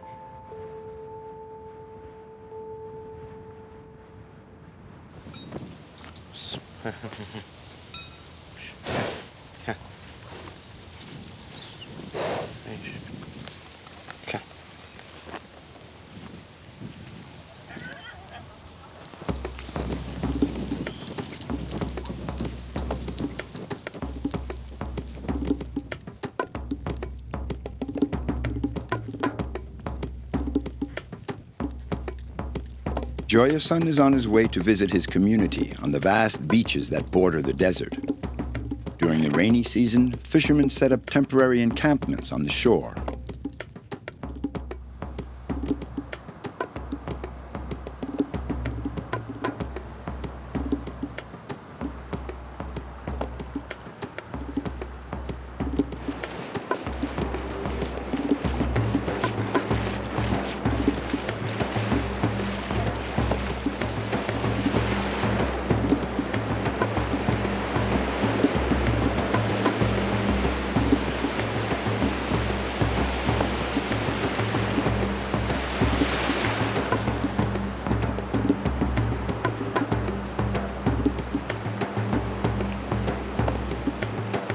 Fishing is the principal activity and the main source of revenue for these communities.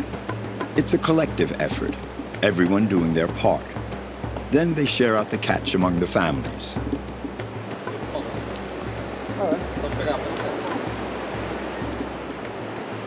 Tem muito peixe, a gente está pegando. We got a lot of fish, and we're going to catch even more. It's not always like this. It depends on the season. Sometimes we don't catch anything. Today we'll get 20, 30 kilos, but sometimes you end up with no more than 5 or 6 fish in the net. It depends. Depende.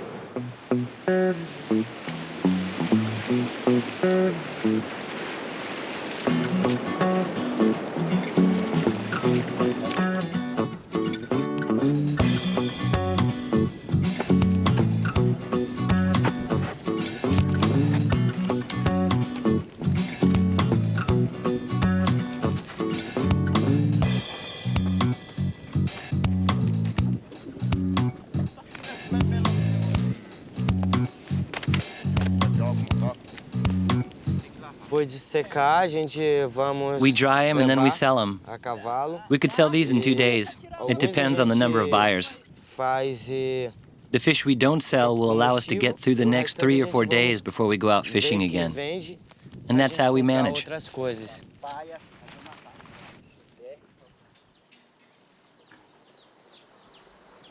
Joyason's family lives here. In the dry season, they tend their flocks. The rest of the time, they farm and fish. The inhabitants of the Lençóis live almost completely on their own, cut off from the rest of the world in their 2 oases. Nature is not very generous here, but they do manage to grow vegetables and some fruit. In the rainy season, they harvest cashew nuts, which they then sell or barter in the neighboring villages.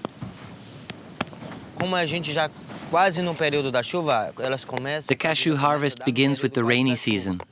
Então a chuva ela pode prejudicar. But since the shell is very fragile, the rain can ruin the nuts. É muito frágil. Se a água entrar dentro, if water gets inside, the nut rots and it's no good anymore.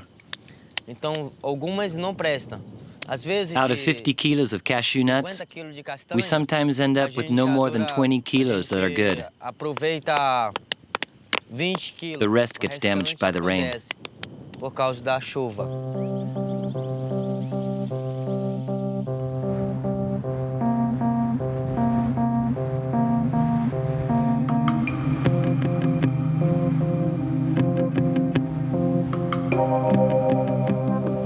Joyason grew up on this land, far from the bustling world. Here where nature and beauty are so much more imposing than man.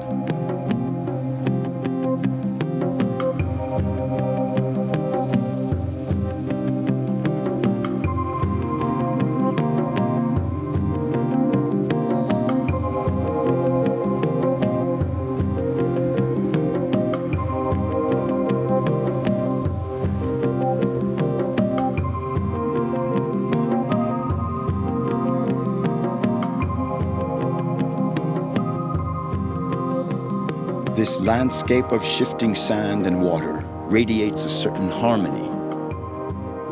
The Lenchois do Maranhenses are a haven where the inhabitants seem to be waiting for something.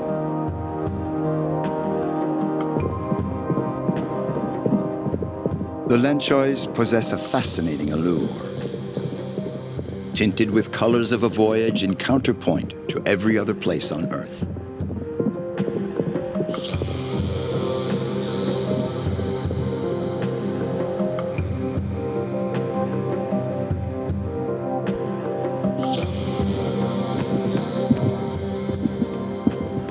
Sou muito orgulhoso, tenho certeza, e meu sonho é I'm proud to live in and be part of this place. Para mim, eu acho que não tem uma coisa mais For me, it's a dream. melhor do mundo que não seja essa vontade. It's the best place in the world, that's for sure. Então, sempre eu vou ficar aqui, né? Então é meu sonho. This is my place. It's wonderful. I'm going to stay here. Que eu mesmo me sinto I'm really muito happy. feliz, e I'll me never sinto leave. que eu acho que aqui que eu I think I'll stay vou here ficar forever. para sempre.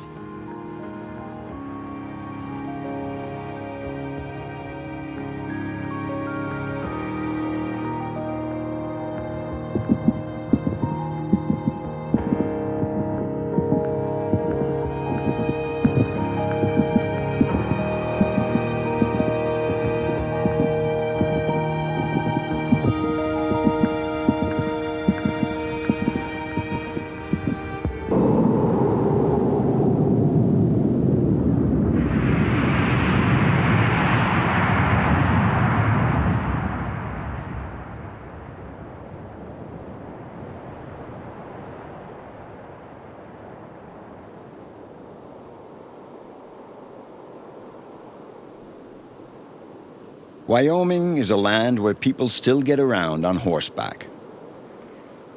A land of breathtaking landscapes crossed by the Rocky Mountains that peak at over 4,000 meters. It is the least populated of the United States. Here, not far from Yellowstone National Park, Richard Fox has his ranch. It's the end of May, and normally at this time of year, the grass is growing and all of the trees have leaves. But this year, as you can see, it's still snowing at this time of year. So we're facing some challenges feeding our horses and our cattle. And we live by nature's rules here.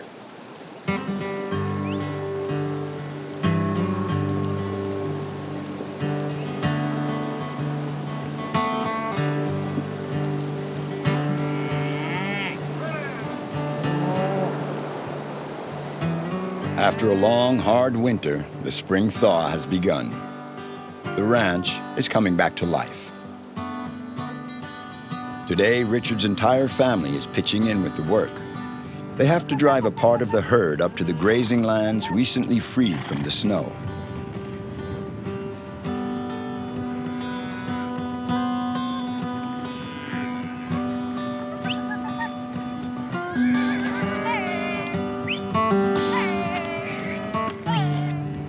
These vast expanses they ride over, these plains, hills, and mountains, all this is their home, and they protect it.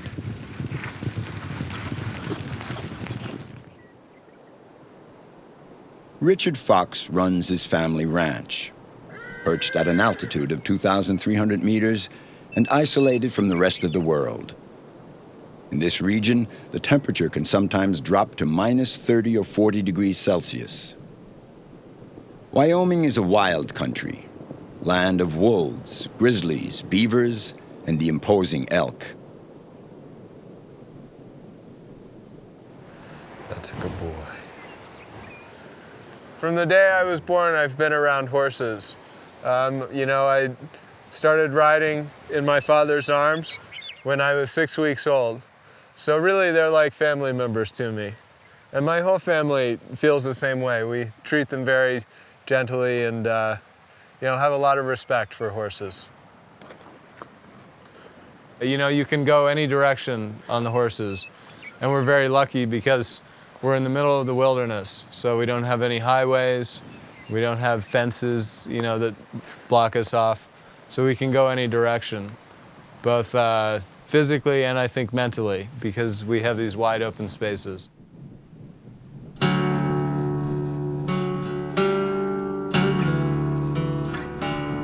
When the sun sets, the mountains around the Bitterroot Ranch echo with a particular sound that goes way back to Richard's childhood.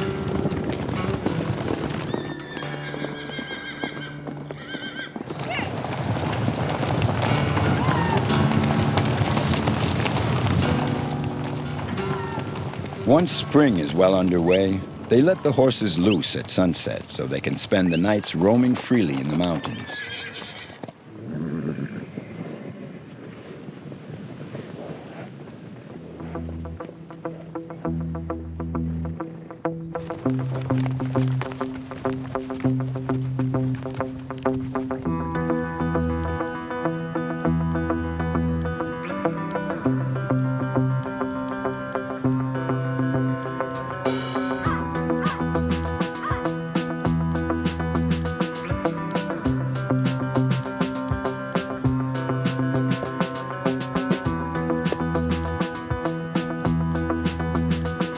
I like to come up just by myself to get away from it all and see what's going on up here.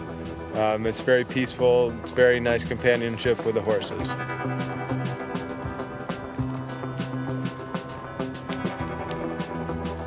You always have to pay attention to what the horse is doing. And so they keep you thinking. You can't fall asleep, and I can't drift off and think about other things. I have to focus on the horse and on our relationship. It's a little bit like a dance, and you have to pay attention to it, or you'll step on your partner's toes, or they'll step on yours.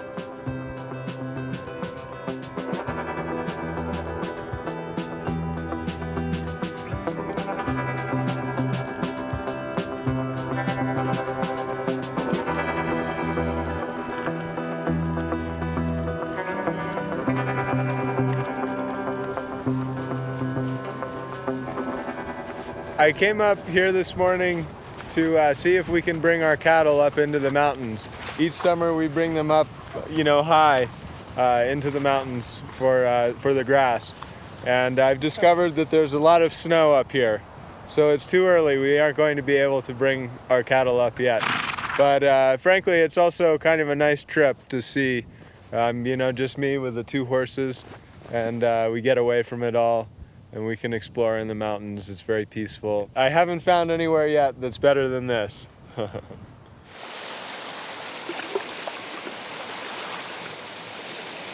Richard makes a stop on the banks of this river. He still has half a day of riding to get back to the ranch. He'll spend the night in his 100-year-old cabin that has offered shelter to so many cowboys before him. Isolated, but not alone. He has the company of his horses, as well as the spirit of all those who once nourished the same dreams. For my whole family, it's very important that we're keeping our ranch the way that it has been. It's a hard way to make a living, and it would be easy to, sell the ranch and subdivide it. But there are a lot of ranchers that hold on to the land. Even though it's a tough lifestyle, it's a good lifestyle, and they have a lot of love for what they're doing and for the open land and for the environment. I hope people get a chance to visit wilderness somewhere in the world just to see what it's like. And I think that, that's how everyone used to live. So it's kind of part of us, and it's important to, still see it.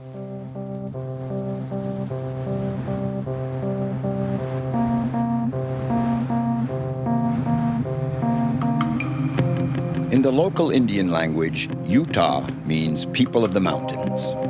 This is the breathtaking realm of towering stone cathedrals sculpted by the wind and rain.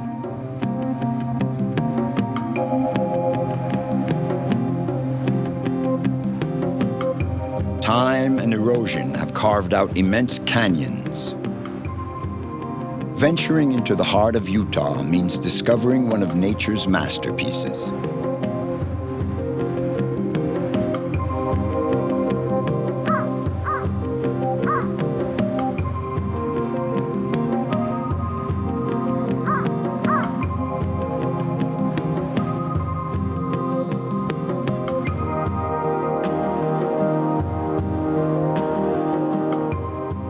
Here, at the foot of these abrupt rock walls, is where the lovers of wide open spaces meet.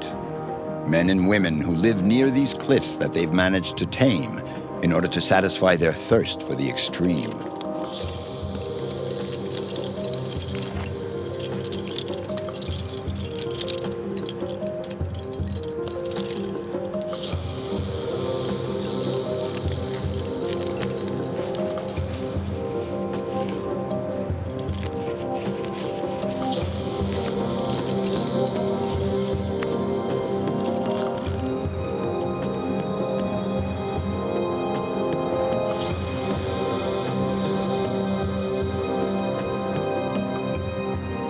It's like a specific moment where you have to focus and do everything the best you can. And, the only person it really matters to is you, because you're the one there, you're the one on the line. It feels really honest or like real to have experiences like that, because you're gonna try to do the best you can because you sort of have to.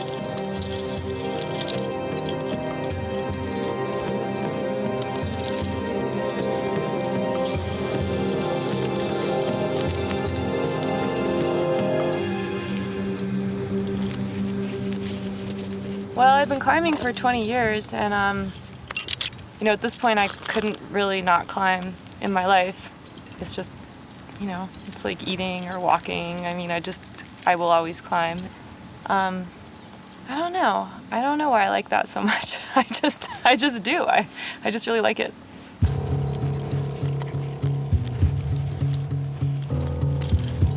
Steph Davis is one of the world's most respected woman climbers.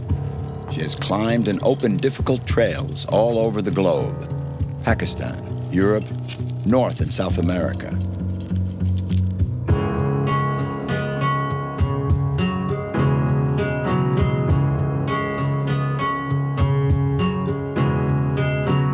Steph Davis could have had a brilliant career as a pianist or devoted herself to writing and literature.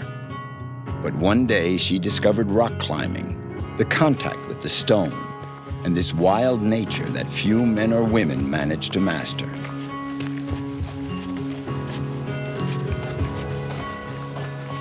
When she arrived here in Moab, Utah, Steph Davis decided to live as simply as possible, in her trailer, not far from the rock walls. And she lived like that for 7 years. As the years went by, I went like a lot of places in the world, and this is just my favorite place. Like if I had to stay in Moab and never ever leave this area for the rest of my life, I would be totally happy because there's just everything to do here.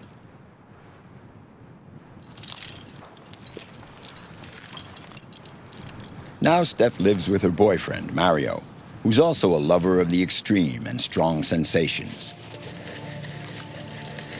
Today they're climbing ancient art, a spire in the middle of Fisher Towers, one of Utah's most spectacular landscapes.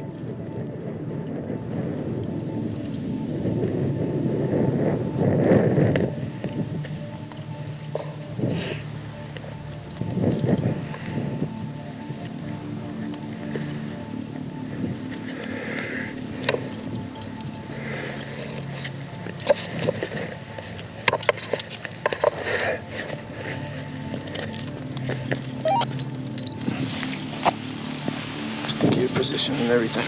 Make sure it's all good. Okay, I'm not clipped right now.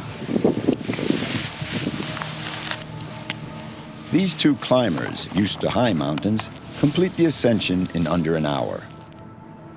Here, Steph and Mario are on the summit of ancient art, perched on a narrow platform barely large enough to stand on.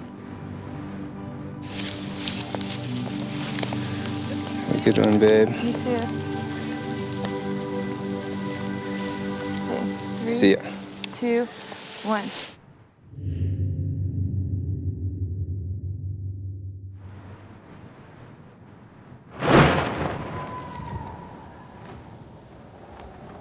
Steph's free fall down the cliff face has gone off without a hitch. This sport, base jumping, gives an incredible rush of adrenaline. But for Mario, it's more of a problem because the wind has come up. Plus, he's no longer attached by his harness, and his balance is tricky. Under these conditions, you have to be patient. Now the wind has dropped, and Mario is getting ready to take the great leap. But first, he has to get rid of the rope they use to make the climb. The rope has gotten wedged in, and he has to free it with his foot.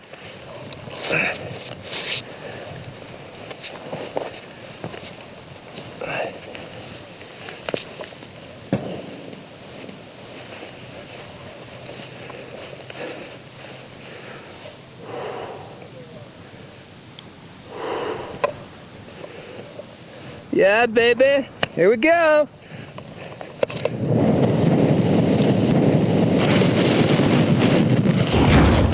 Yeah, buddy.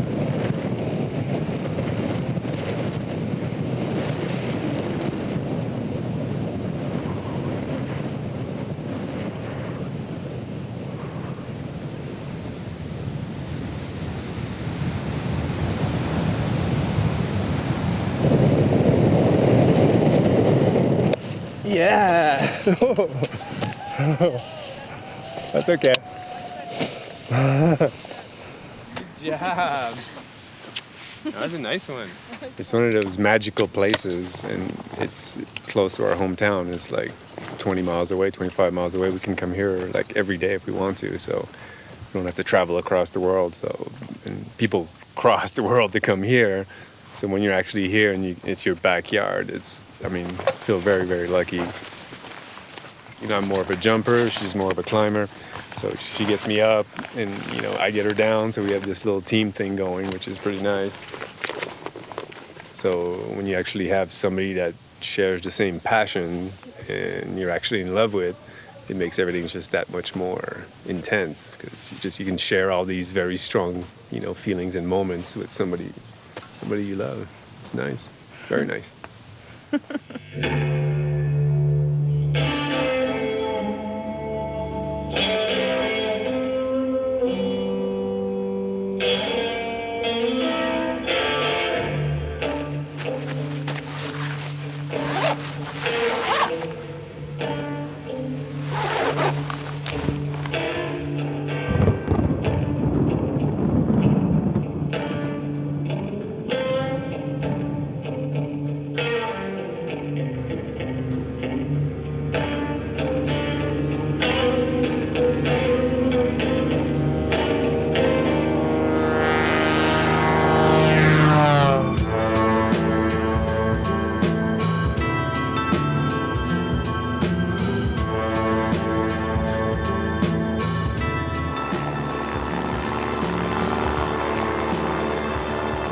Mario is a climber, but he's also been an airplane pilot and skydiving instructor for years.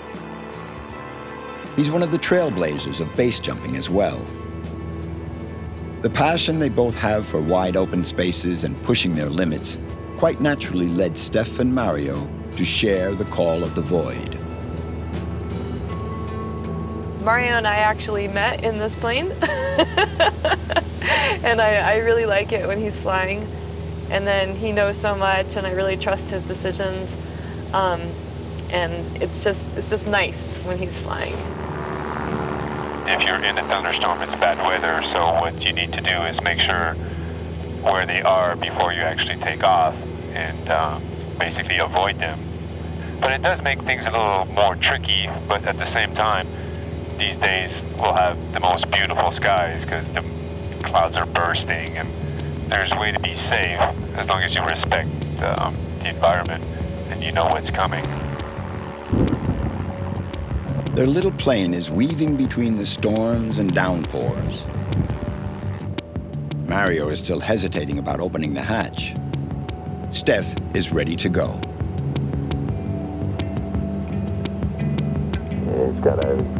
Hubbard is 1 minute from dropping skydivers over canyon line. 1 minute.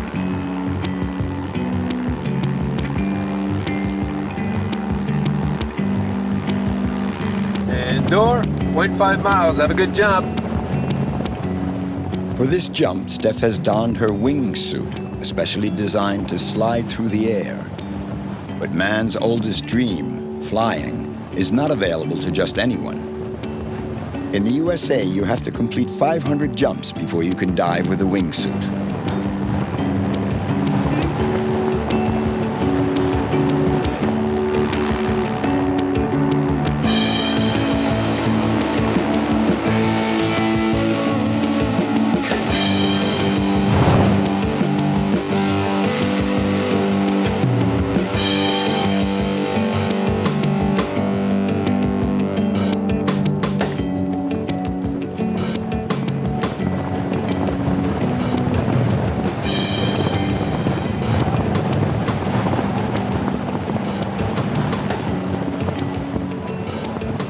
This suit allows Steph to fly much longer in free fall than with the standard equipment.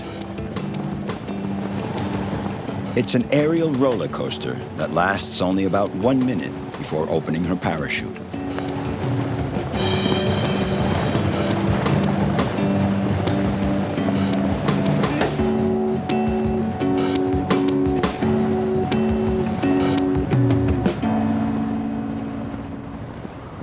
It kind of feels like being a bird when you have a wingsuit because you can go where you want. You can steer it. You can pop up or dive down. You can, spin around in circles. It's a really cool feeling, but then at the same time you're also thinking a lot because you have instruments like the altimeter, and you have to think about where you're going to come to land. And so it's like, on the one hand, it's this really like, ooh, I'm a bird. And then on the other hand, you're like, what's my altitude?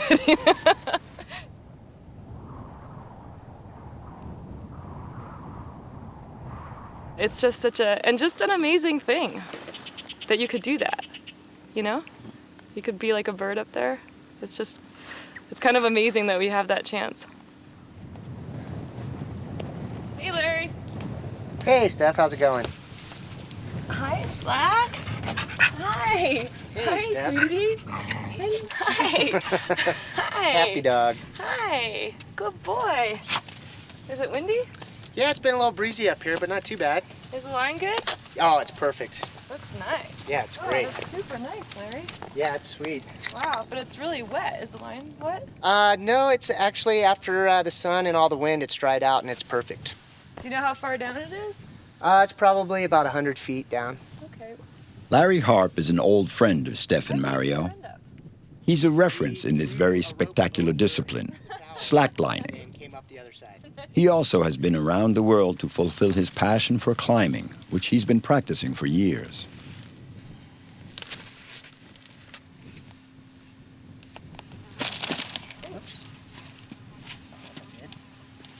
Larry is willing to go to great lengths for such a moment.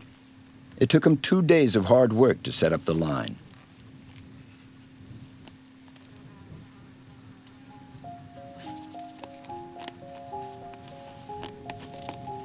You don't practice this extreme sport on a tight cable, like a tightrope walker with his balancing pole.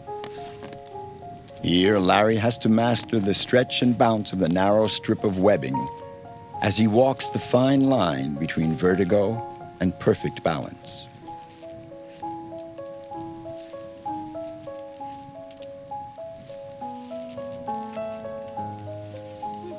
Nice. Thanks. Good job. Ooh, that was fun.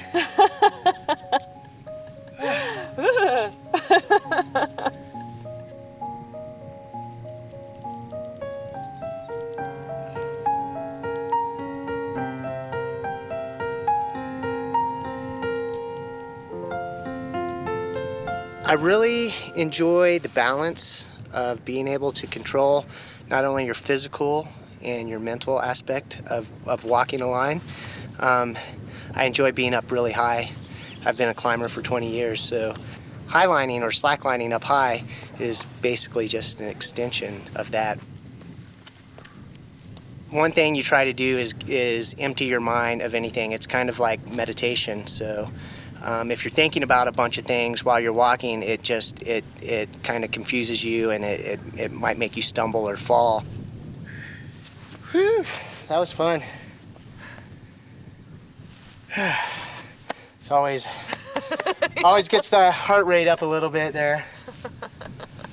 For me, highlining is all about the view, and it's not just being up high. It's being in a very scenic place, being out with nature, and just enjoying the landscape, and everything encompasses the experience that you're looking for.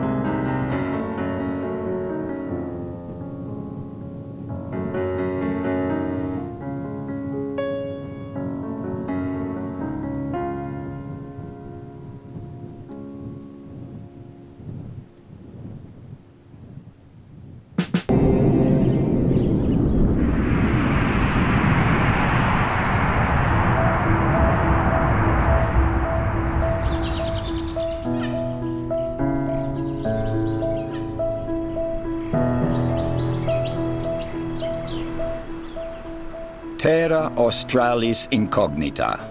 This was the 11th century term for a vast, unexplored territory. The scholars of the time advanced the hypothesis of an unknown continent in the southern hemisphere. According to them, this land would act as a counterweight to the continents of the north, to prevent the Earth from tipping into the void and keep it spinning on its axis.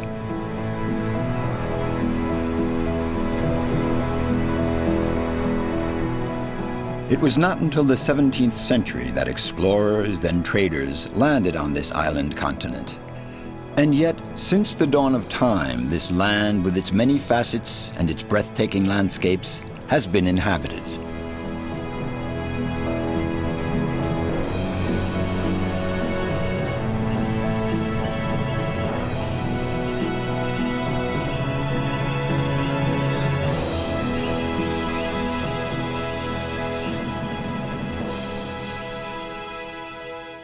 These are Australian Aborigines, one of humanity's oldest civilizations. And according to a legend, they arrived here by foot while Australia was still attached to Indonesia and not yet an island.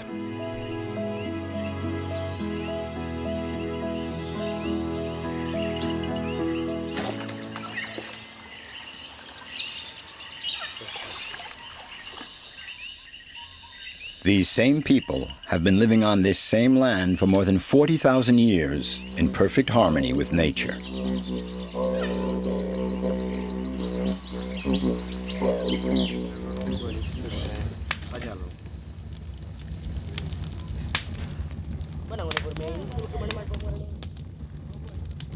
Our land, it's really like, it's all about culture too, and like ceremony and stuff. And we don't want to damage any of our land, because we like living like this, and we like collecting all the bush food, and you can feel the everything that's got in the earth. In the 18th century, there were 350,000 Aborigines in Australia, divided among 250 tribes, and each tribe had its own language. Now there are still just about the same number of Aborigines, but the number of languages has dropped significantly. There are, however, still about 30 languages spoken, but they all share the same mythology.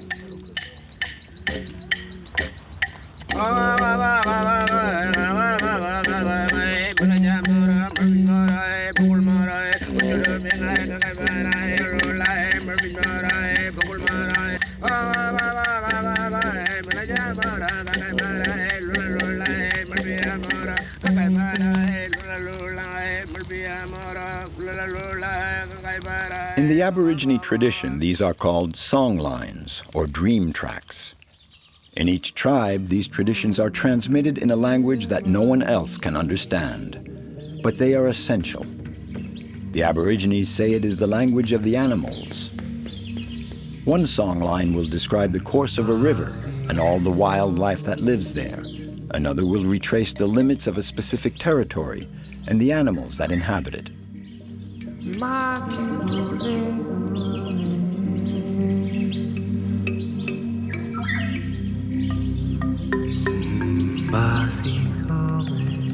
Basically, the songlines retrace the history of Australia. This is how the wisdom and lore accumulated by the ancestors since the dawn of time are perpetuated. All these oral and pictorial traditions are ways of transmitting this information. There's no writing, but they are just as precise. Country make us talk, and it's there alive. It's watching us. If we make one mistake, we get sick because old people's spirit are watching us, and if we can't do proper way by respecting the land, we get sick. Fall from rock or big ironwood tree, goes through our feet, and there's a lot of dangerous part. So respect the land, you'll survive. You'll come back safely.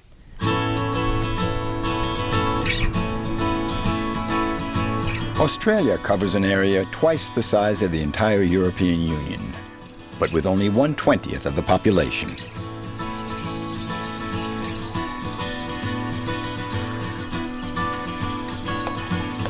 The average population density is 2 inhabitants per square kilometer, but even less in some places where the people live in total isolation.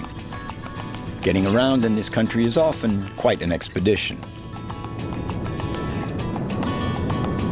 Just on our way back to Mount Dare, which is at the top end of South Australia. We really are in the centre of Australia and on the western edge of the Simpson Desert. And this is just a sample of the great roads that we have around here. We're very isolated. 500k from Alice Springs, 1,300 kilometres from Adelaide.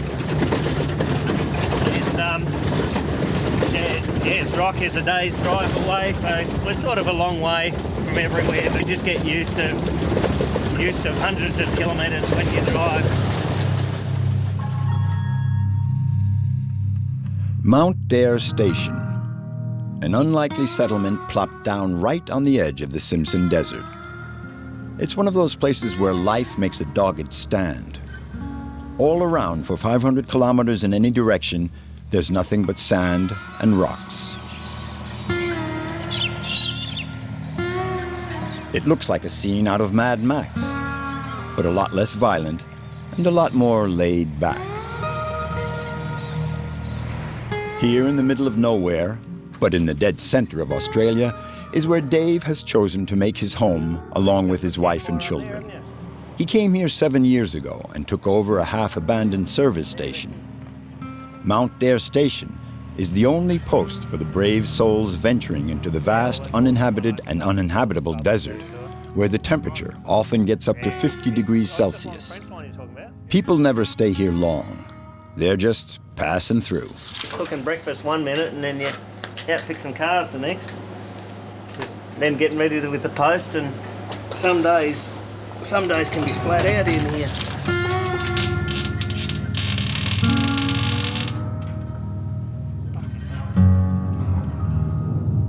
Dave is the only person you can count on if you get lost in this hostile environment. This spot does have the one natural resource that made it possible for Dave to settle here, a source of water. Everything else has to be brought in from the outside, and that means far away. This is all the supplies we need to look after all the tourists that come through. And at this time of year it's very busy, so as you can see we've got quite a load on at the moment.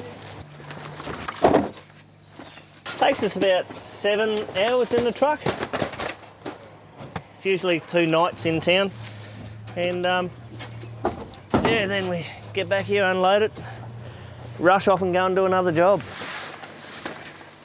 You do have to plan well ahead, and if you forget something, well, it's weeks before you get it. And our vegetable supplier forgot our lettuces. No lettuces. That's it.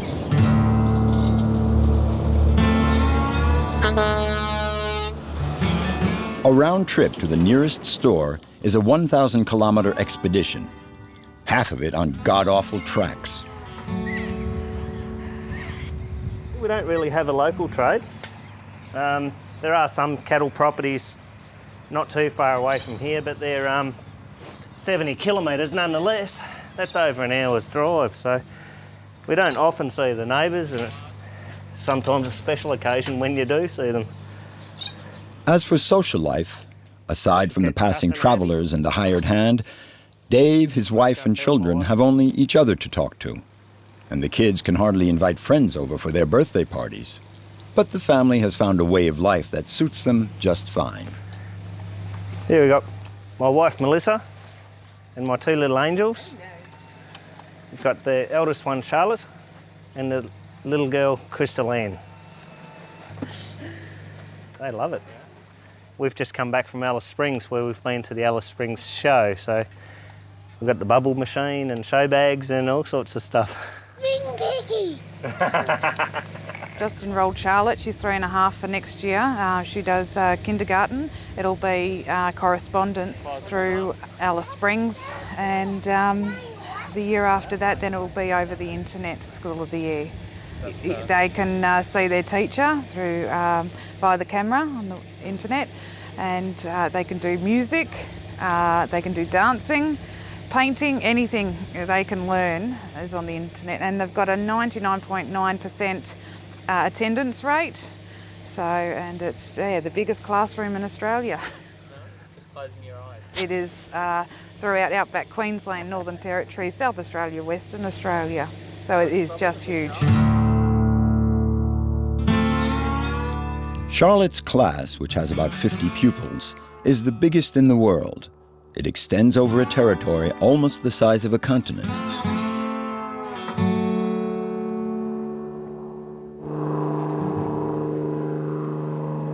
We're going out to the airfield to go and meet the plane. The plane brings the mail in every Wednesday, and they take one of these, all their outgoing mail, and we collect our incoming mail.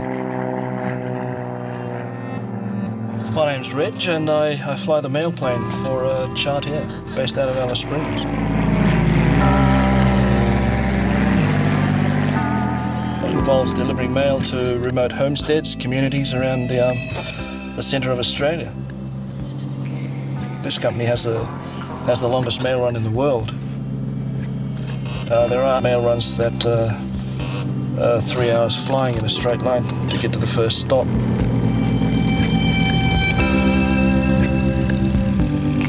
Morning. Good. And I've been preoccupied and forgot to bring you a drink out, but you're quite welcome to come over to the pub and grab one if you want one. Just the one? Yeah, just the one, probably 2 kilos. Yes, no dramas at all. Everyone looks forward to mail day, and we'll sit around the table and divvy out all of the mail and work out who's been ordering the most things. We have probably 9 mail runs on our books that go as far as West Australia, South Australia, and into northern Queensland. And it can take you all day, a good 8.5, 9 hours of flying to complete a mail run. And that's a pretty big day. These postmen of the desert are the spiritual heirs of the early pioneering pilots. In In spite of the long hours, the solitude, and the difficult conditions, they still nourish the dreams of many an Australian youth.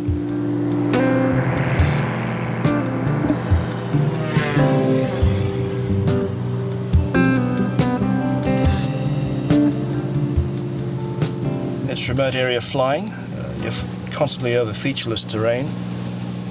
It's pretty hard navigating out here. We rely on a GPS unit to get us from point A to point B.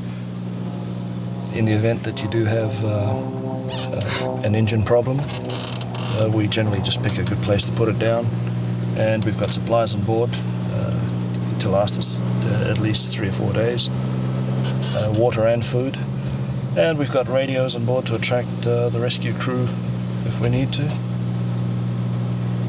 I'm quite fond of the red dirt, the Simpson Desert, the Tanami Desert. It's quite it's comforting. It's very interesting. It takes a few hours of flying to go from the waves of red sand in the Simpson Desert to the turquoise waves of the Indian Ocean, where one discovers yet another totally uninhabited spot. It seems that the plane is the only way to travel in this country. The Buccaneer Archipelago is a myriad of islands that stretches over 1,000 kilometers. Only a few navigators venture into this liquid labyrinth. Otherwise, the only persons you'll find here are pearl farmers.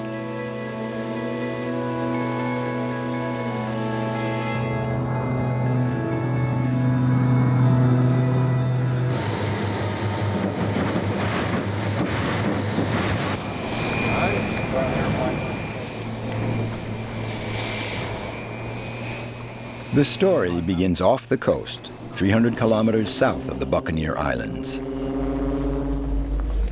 The divers first have to gather the wild oysters that will be used to grow the cultured pearls. Here, Tony Cook is getting ready for another dive. We take a team of divers up to 48. Pat Bailey will take down the coast on up to half a dozen different motherships. We tow the divers, we call them drift divers. Drift diving, we tow them along the bottom where their sole purpose of being down there is picking up the shell, the wild shell, and during the day the divers will spend up to 8 hours a day underwater using our devised tables to ensure that we have no decompression illness.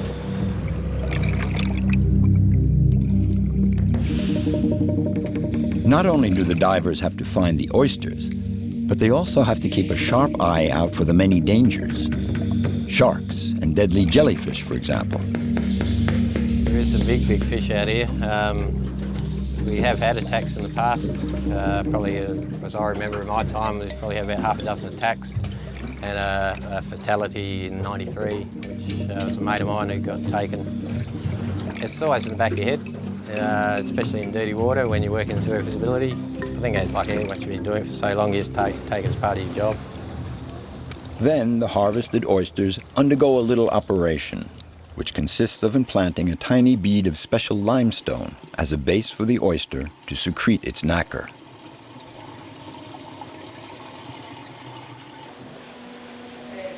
From that moment on, the oysters are monitored, displaced, fixed in racks.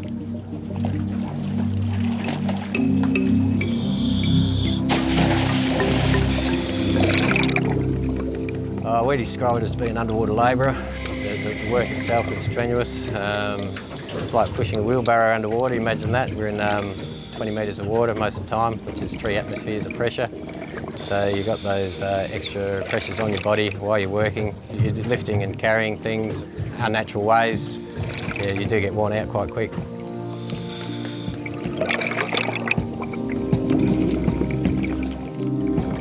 It's tedious work alone at the bottom of the sea, and one has to be in excellent physical shape to be able to operate in such conditions.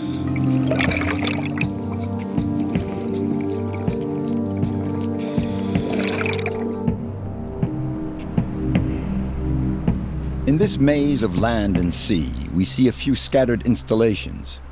These are the pearl oyster beds. After recovering from their operation, the oysters spend close to 2 years here. It's a breathtaking spot, and so isolated and remote that there's no pollution.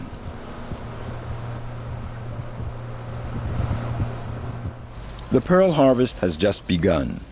The oysters are finally ready to reveal the fruit of 2 years' growth in the same shell.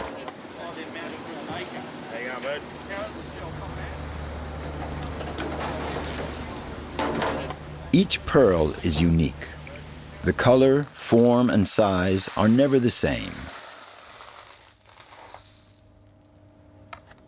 It's the natural cradle of the Buccaneer Islands that favors the growth of this precious jewel.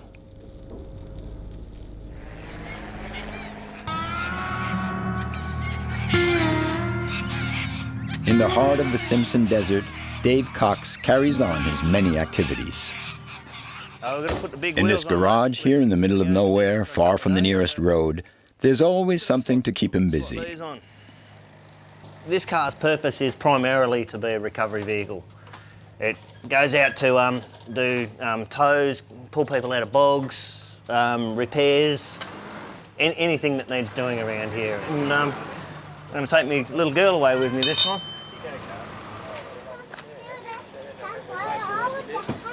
Yeah, you going to stay in the swag? Yes. Ready for the big trip?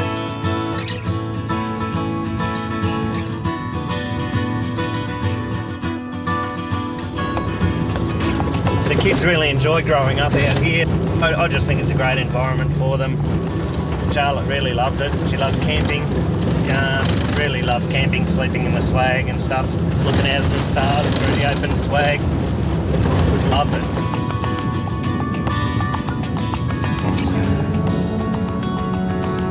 4 hours on the road, and the landscape is still the same. Dave doesn't get tired of it. He chose to live here in the company of these huge sand dunes. When you're out in the Simpson Desert, you've got 300 kilometres of sand dunes, no habitation for 500 kilometres between Mount Dare and Birdsville. And it's the vastness that is out here, it's just undescribable. It's really something that you have to see to feel, I think. It's God's own country, you know. It's the colours around here, the beautiful rich reds are just fabulous. I love it. 6.5 years I wouldn't be here if I didn't like it. It's hard work, no doubt, but yeah, it's a great environment. It's peaceful. I just think it's great. Yeah, we're going to camp just here, Charlotte. And to get, there you go. Get the camping stuff out now? Yeah. Oh. We're at Perny Bore, which is 65 kilometres to the east of Dalhousie Springs. And as the name depicts, Perny Bore, it is a man-made bore that has been turned into a wetland.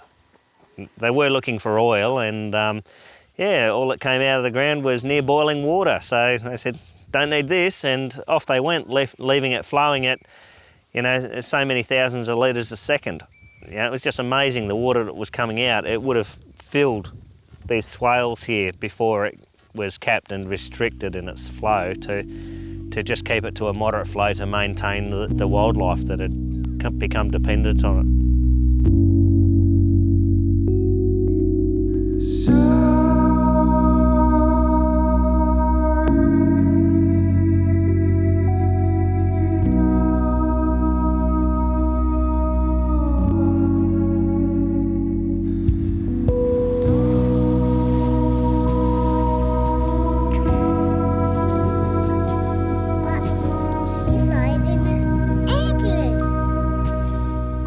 To raise kids out here has been a great privilege.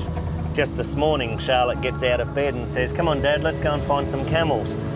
You know, how many other kids are going to get out of bed and say that in the morning? This is Australia's largest sand pit. She plays out here, you know, like any other kid plays in their backyard, but I just think the scenery around here is just a little bit more special than the average backyard.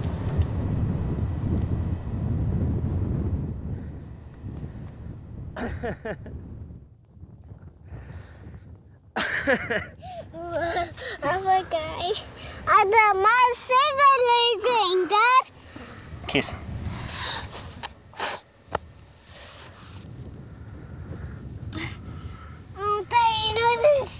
pit. Yeah, it's a big sand pit, isn't it?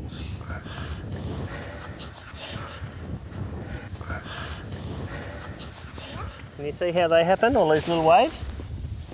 Yeah. Right? They're pretty, aren't they? That's the wind that makes those. And the wind makes one little wave like this, right? And then eventually, this little wave will be as big as this sand dune. Because all these big sand dunes start off as little waves.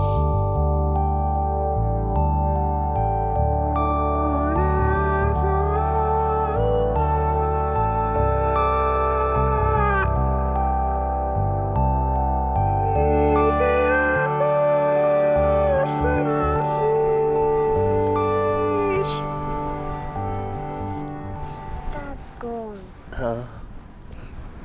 Where's the stars gone?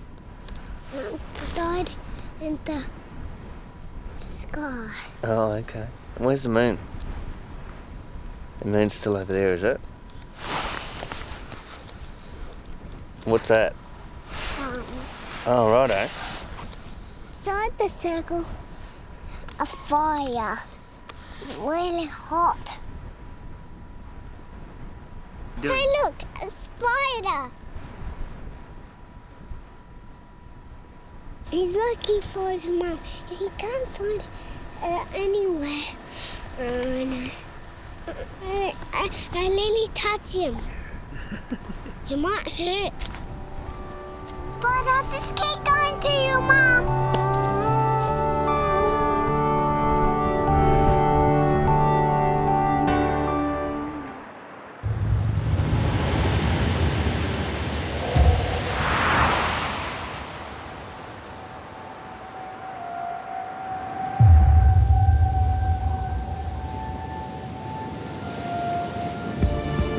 Scotland.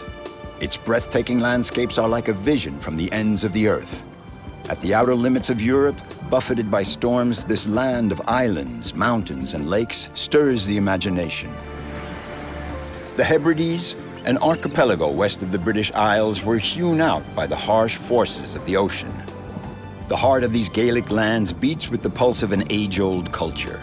The whims of geology have isolated the inhabitants and forged their insular character. The highlands are a paradise for lovers of majestic, unspoiled nature. These are the legendary mountains of Scotland, a world unto itself, suspended in time.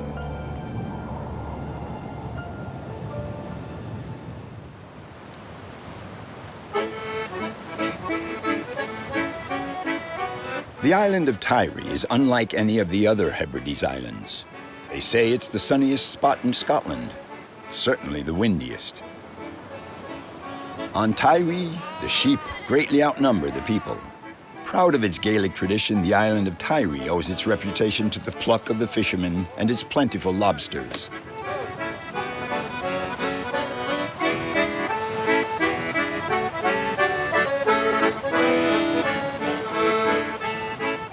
On Tiree, nobody knows Alistair MacLean, and yet he was born here and has never left.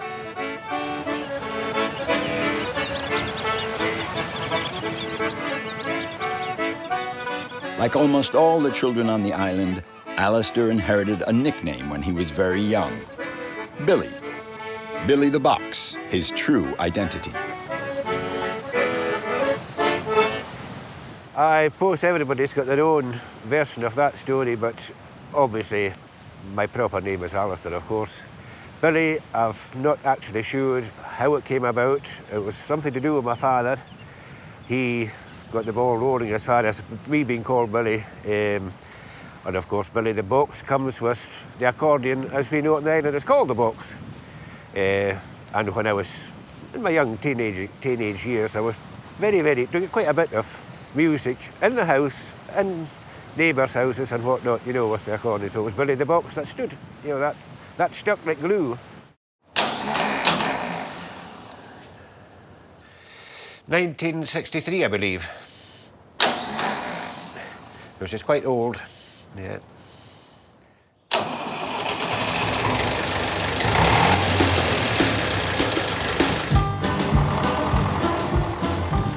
In the Hebrides, everything seems to flow naturally and timelessly. Even Billy the Box's old tractor knows the way to the sea.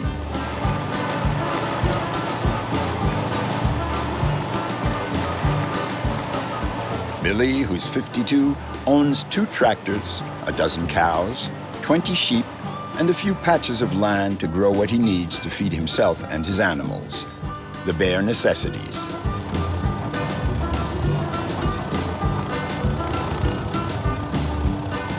At low tide, he goes down to the beach to gather what the sea has to offer.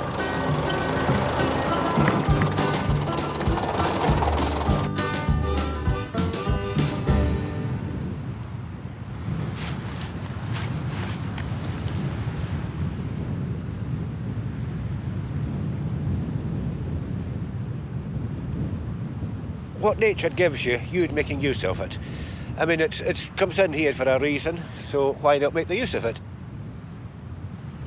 The old folk, my father and my ancestors long before that, they all used to come down and gather the seaweed. Modern fertiliser wasn't quite so available then, and it's pricey. It costs a lot to bring the fertiliser in and to spread it and all the rest of it. I try to get as much as possible. It's not always here, mind you. It comes and goes, depending on the wind and the tide it brings it in, and this is the best stuff I've seen for a long, long time. You know, it's beautiful stuff, absolutely beautiful stuff. Quality Street back to Telford Road just seems to be a volume of traffic. And an accident on the A71 Calder Road blocking a lane westbound between the City Bypass and Rickerton Mains Road. Now the accident is westbound but very slow here in both directions. Billy is a farmer, a musician, and a sheep raiser. But he wears even one more hat. His days all start off very early, for he has another mission to carry out on the island.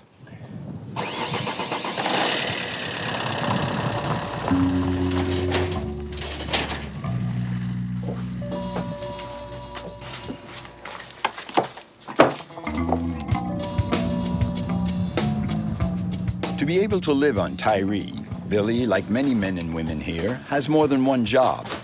For more than 20 years, he's been one of the island's 3 postmen.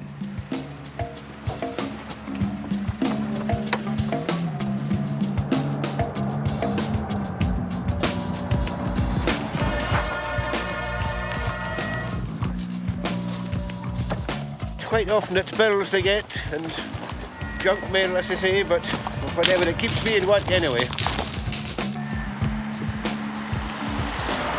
Even if there are only 600 inhabitants on Tiree, his round can't wait. Billy the postman is a man in a hurry, but he always exchanges a friendly word with those he meets on the way. Nice day, A good day, aye. Aye. How are you, wee doggy?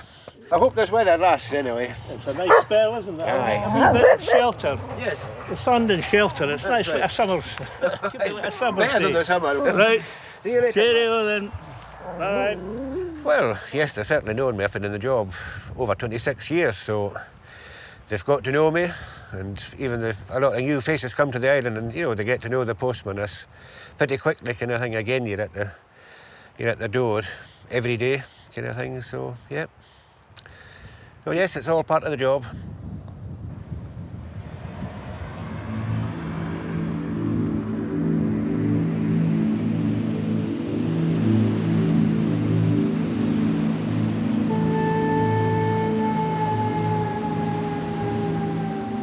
In the Hebrides, the range of temperatures and the force of the wind are in a class of their own.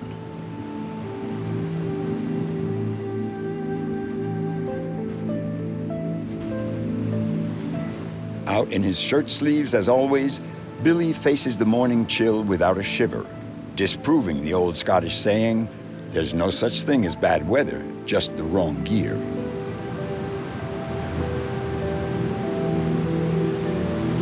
As a tidy resident and born and bred here, this is only a small breeze. This is actually quite a pleasant day, believe it or not. I would reckon, honestly speaking, you're as close to nature as you can get living out on a little island. You've got to be.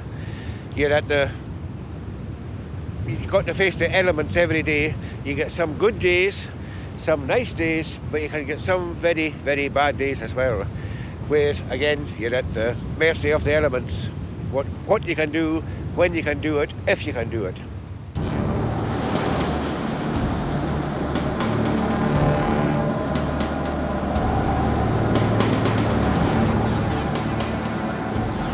The inhabitants of Tiree are proud of their island's reputation as the windiest spot in Scotland.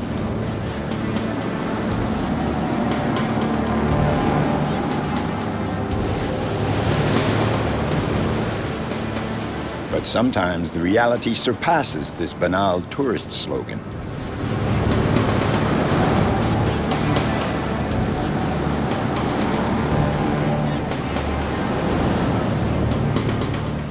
In the Western Islands, the rain and wind have two fearsome allies, the swell and the waves.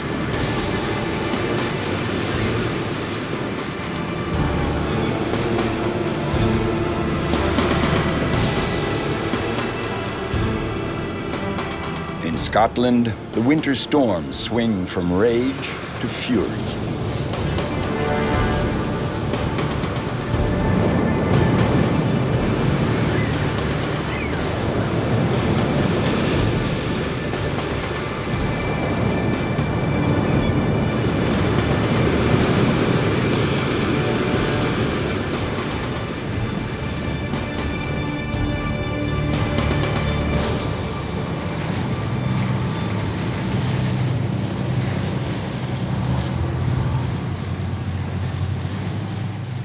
Today, Billy has donned his rain gear. He's going to lend a hand to the skipper of the Atlantis, one of Tiree's 7 small fishing boats.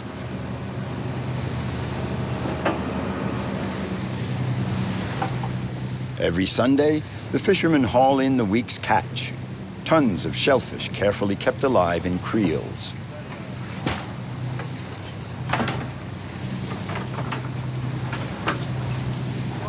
Crabs, lobster, prawn, velvet crabs, the waters off Tiree are known to be very rich in nutrients. What's more, there's no overfishing. They know how to protect their treasure here.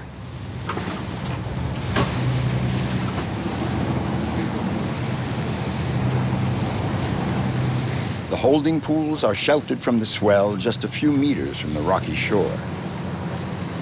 Ross, the skipper, has no room for error, but the job has to be done no matter what the conditions of the sea. Because the island is so isolated, the fishermen can ship their catch out only once a week, and Sunday is the one day a truck comes onto the island to load up the produce.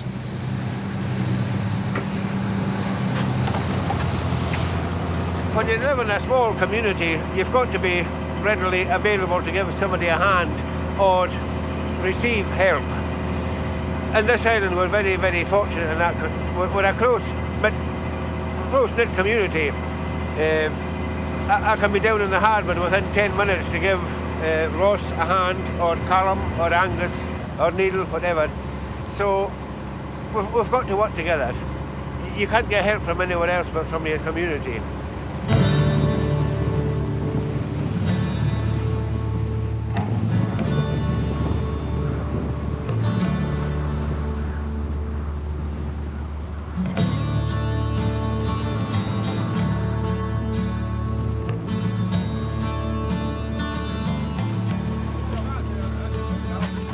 For the fishermen, it's a race against time.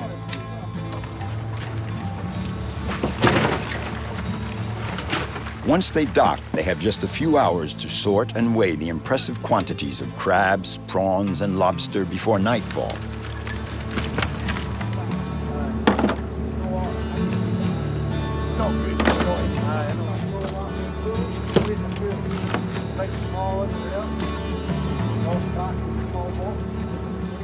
That's a big one, isn't it? Yeah, aye. That's a good size. He's probably 10-year-old, that one. 10-year-old, maybe more.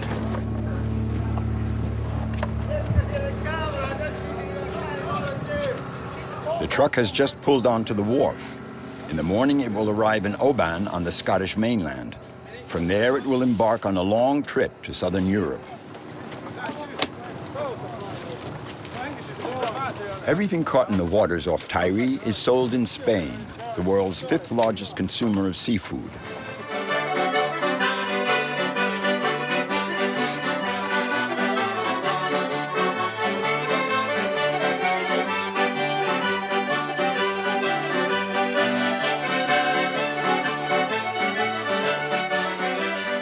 I'm born and bred here, and my father was from the island. My mother's, she's from the island, so I suppose I'm as true Tyre blood as you can get.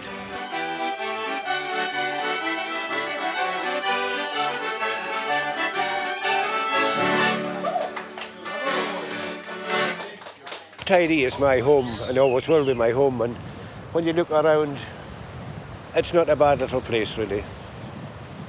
It never crossed my mind to ever leave the island. I was quite happy to stay on here, and when my late father retired, I carried on with the crofting, so that was me tied here. But I've no regrets whatsoever. This is where I wanted to be, and I hope I'll be here for a few years yet. In the Hebrides, only about 10 of the islands are inhabited, like Tyre, Billy the Box's island. Further east, far from the influence of the ocean, we discover an entirely different facet of Scotland. These are the cairngorms in the center of the highlands. Welcome to the world of Emma. In Scotland, the further north you go, away from the center, the sparser the population.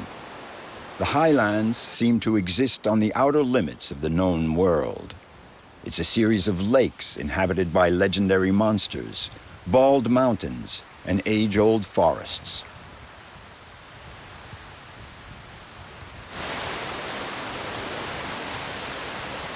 This is where Emma stokes her imagination and her dreams of mountains. Come on, Moss, let's go! Come on! My first trip was nearly 20 years ago abroad, and that was to the Alps, to Chamonix. And I did a tour of Mont Blanc. And after that, I have gone to the Himalayas, to Nepal and India, and to the Andes as well. And I love to see the mountains, but not just the mountains, it's very much the mountain people, the people who live there when I go to visit. And I always say I go to see the mountains, but I remember the people I've talked to along the way, who lived the lives that I like to live. It's not too bad. Here, Emma is leading a small group of middle schoolers. Today's expedition will take them into the foothills of the highlands on the edge of the Cairngorms National Park.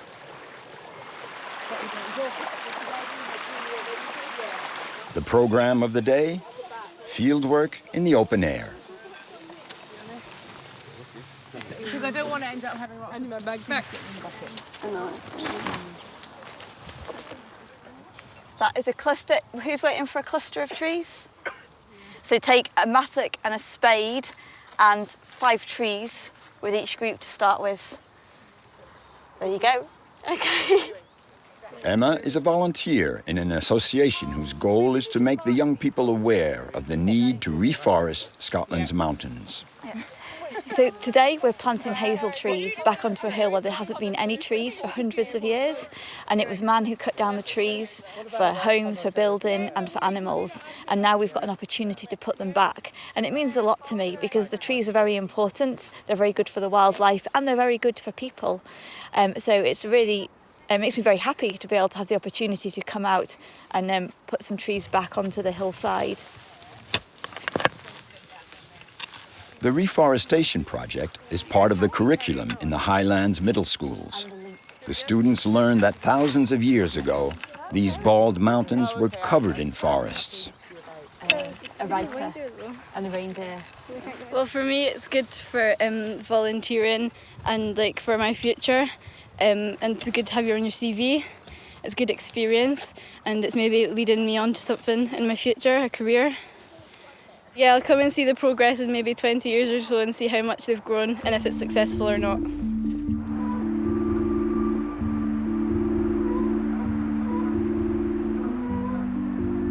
Emma could have taught geology, her first profession, or worked in a laboratory. But ever since the first time her father took her to the highlands when she was 8, she has had her head filled with dreams of adventure, mountains, and wide open spaces.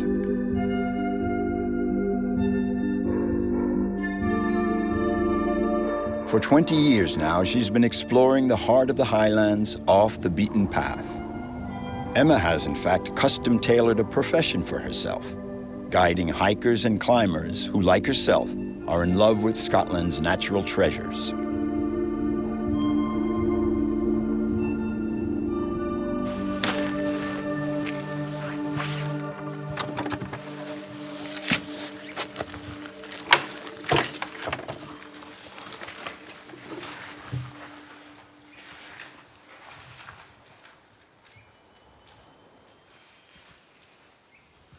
It is like coming back in time. There is nobody here, and there are just the ruins of the castle surrounded by old trees. It's mysterious and magical, and it's a very special place to be.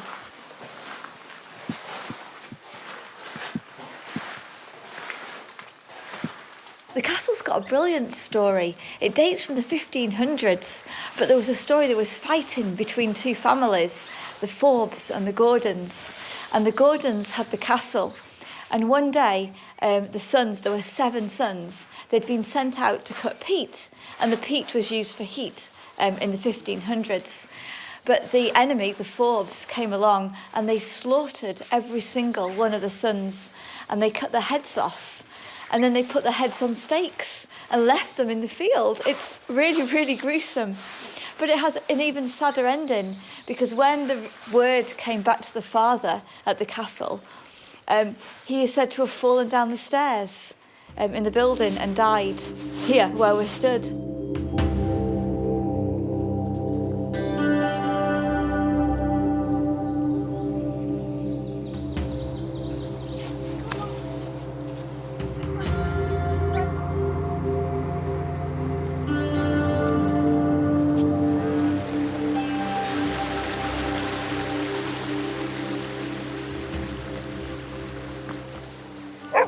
This is one of my favourite mountains. It's one of the Munros. It's a mountain over 3,000 feet in height, and this height is 3,554 feet. But the view from the top is absolutely stunning. We can see the whole of Scotland from here. The Munro Mountains are one of Scotland's wildest territories. 9 peaks, among which is Ben Nevis, the highest mountain in the British Isles.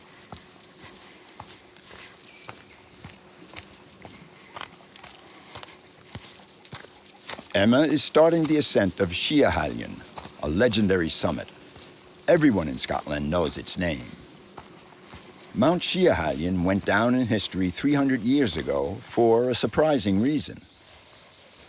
It's a really interesting story. It goes back to 1774, and they decided to use this mountain to see if they could measure the weight of the earth. And the mountain was chosen because it's completely conical in shape, and it was quite a uniform mountain. And they decided that if they came up onto this mountain and carried out lots of experiments using a plumb line and Newton's law of gravity, they would be able to work out how much the earth weighs. And they were successful. After months of training, Emma has attained her holy grail. She has been accepted into Scottish Mountain Rescue, a select team of 800 volunteers who help people in trouble. It's easy to get lost in the Munros.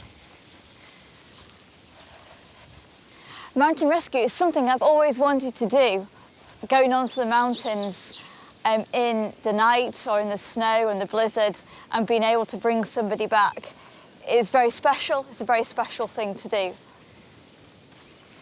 It is a cliche. I always felt I would like to put something back, and I have worked outside and I have built mountain footpaths and I have planted many trees. But to be able to save other people, it means a lot to me, a very, very big lot to me.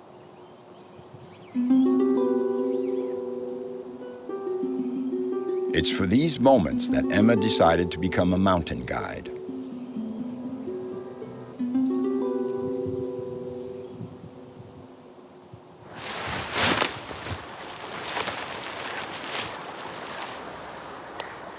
Nothing and no one can take these deeply satisfying moments away from her. For Emma, there's no need to travel to the ends of the earth to find adventure. This young woman in love with her mountains has chosen to make her life a long voyage on the paths of her own freedom. It's just wonderful just to sit and let the world stop. We spend a lot of time rushing around, and it is lovely to be here outside, surrounded by the mountains and the water, and to stop and just to spend the time with the fire and with friends sometimes, or also on my own as well, or with the dog too. For other people, they would think this is not 5-star at all, but for me it is, and it is very special to feel that way. This is much better than a 5-star hotel. This is very real for me.